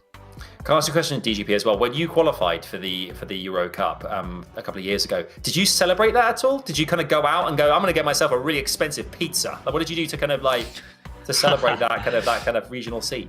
Well, it is a lot of money that you can earn, and I went to Bali with my girlfriend, but in this situation, I think we missed so many community events. I'd save up and go to all of these community events. Yeah, there was Corona. me thinking you'd celebrate by saying, yeah, we went out for a nice couple of drinks, and you're like, no, we went to a completely different country on a massive holiday and spent loads of money. I didn't expect that, but I love it. I think it's fantastic, and that's exactly what you want to hear. That's like what I expected from you, TGP. You're a true legend. Guys, there you go. There you have it at home. Your event code is on screen. SWC20 Enforce. That is your takeaway code. Make sure to enter that. You'll grab those amazing things you can see on screen right now as a little token from us, from Com2Us, from the whole production team to say thank you for being with us. Thank you for enjoying this with us. This last couple of weekends has been absolutely exceptional. I feel honoured to have been invited into the community as well, guys. I've loved every single second of this. Everyone's been so complimentary, so welcoming. It's been awesome. I've loved it. I've had a great time. Oh, me too as well. These fights were just so nice, and being in this spot, it is so nice to see these great fights with together with you guys. So thanks a lot for having me as well, and I hope you at home have also enjoyed all these fights that we've seen here. And thanks a lot for tuning in. Indeed. And Ulti, anything very quickly to say to the community at home? I'm just gonna say the cliche stuff. Thank you all for watching. Thank you all for spamming codes in the chat. Thank you all for rooting for all of our players, following us on social media, supporting us through the last few years in this SWC journey and Summoner's War as a whole. And I hope that you've all been farming on the side, and I know that you have, because even we have, thanks to the auto farm future, and I want to highlight that once again. I want to add one thing. We got to go. We got to go. Do it 7th of November, EU Cup. Be there. Exactly. 7th of November. Thank you so much for watching. EU Cup coming your way. Have a great weekend. Thank you so much. Till then, bye bye.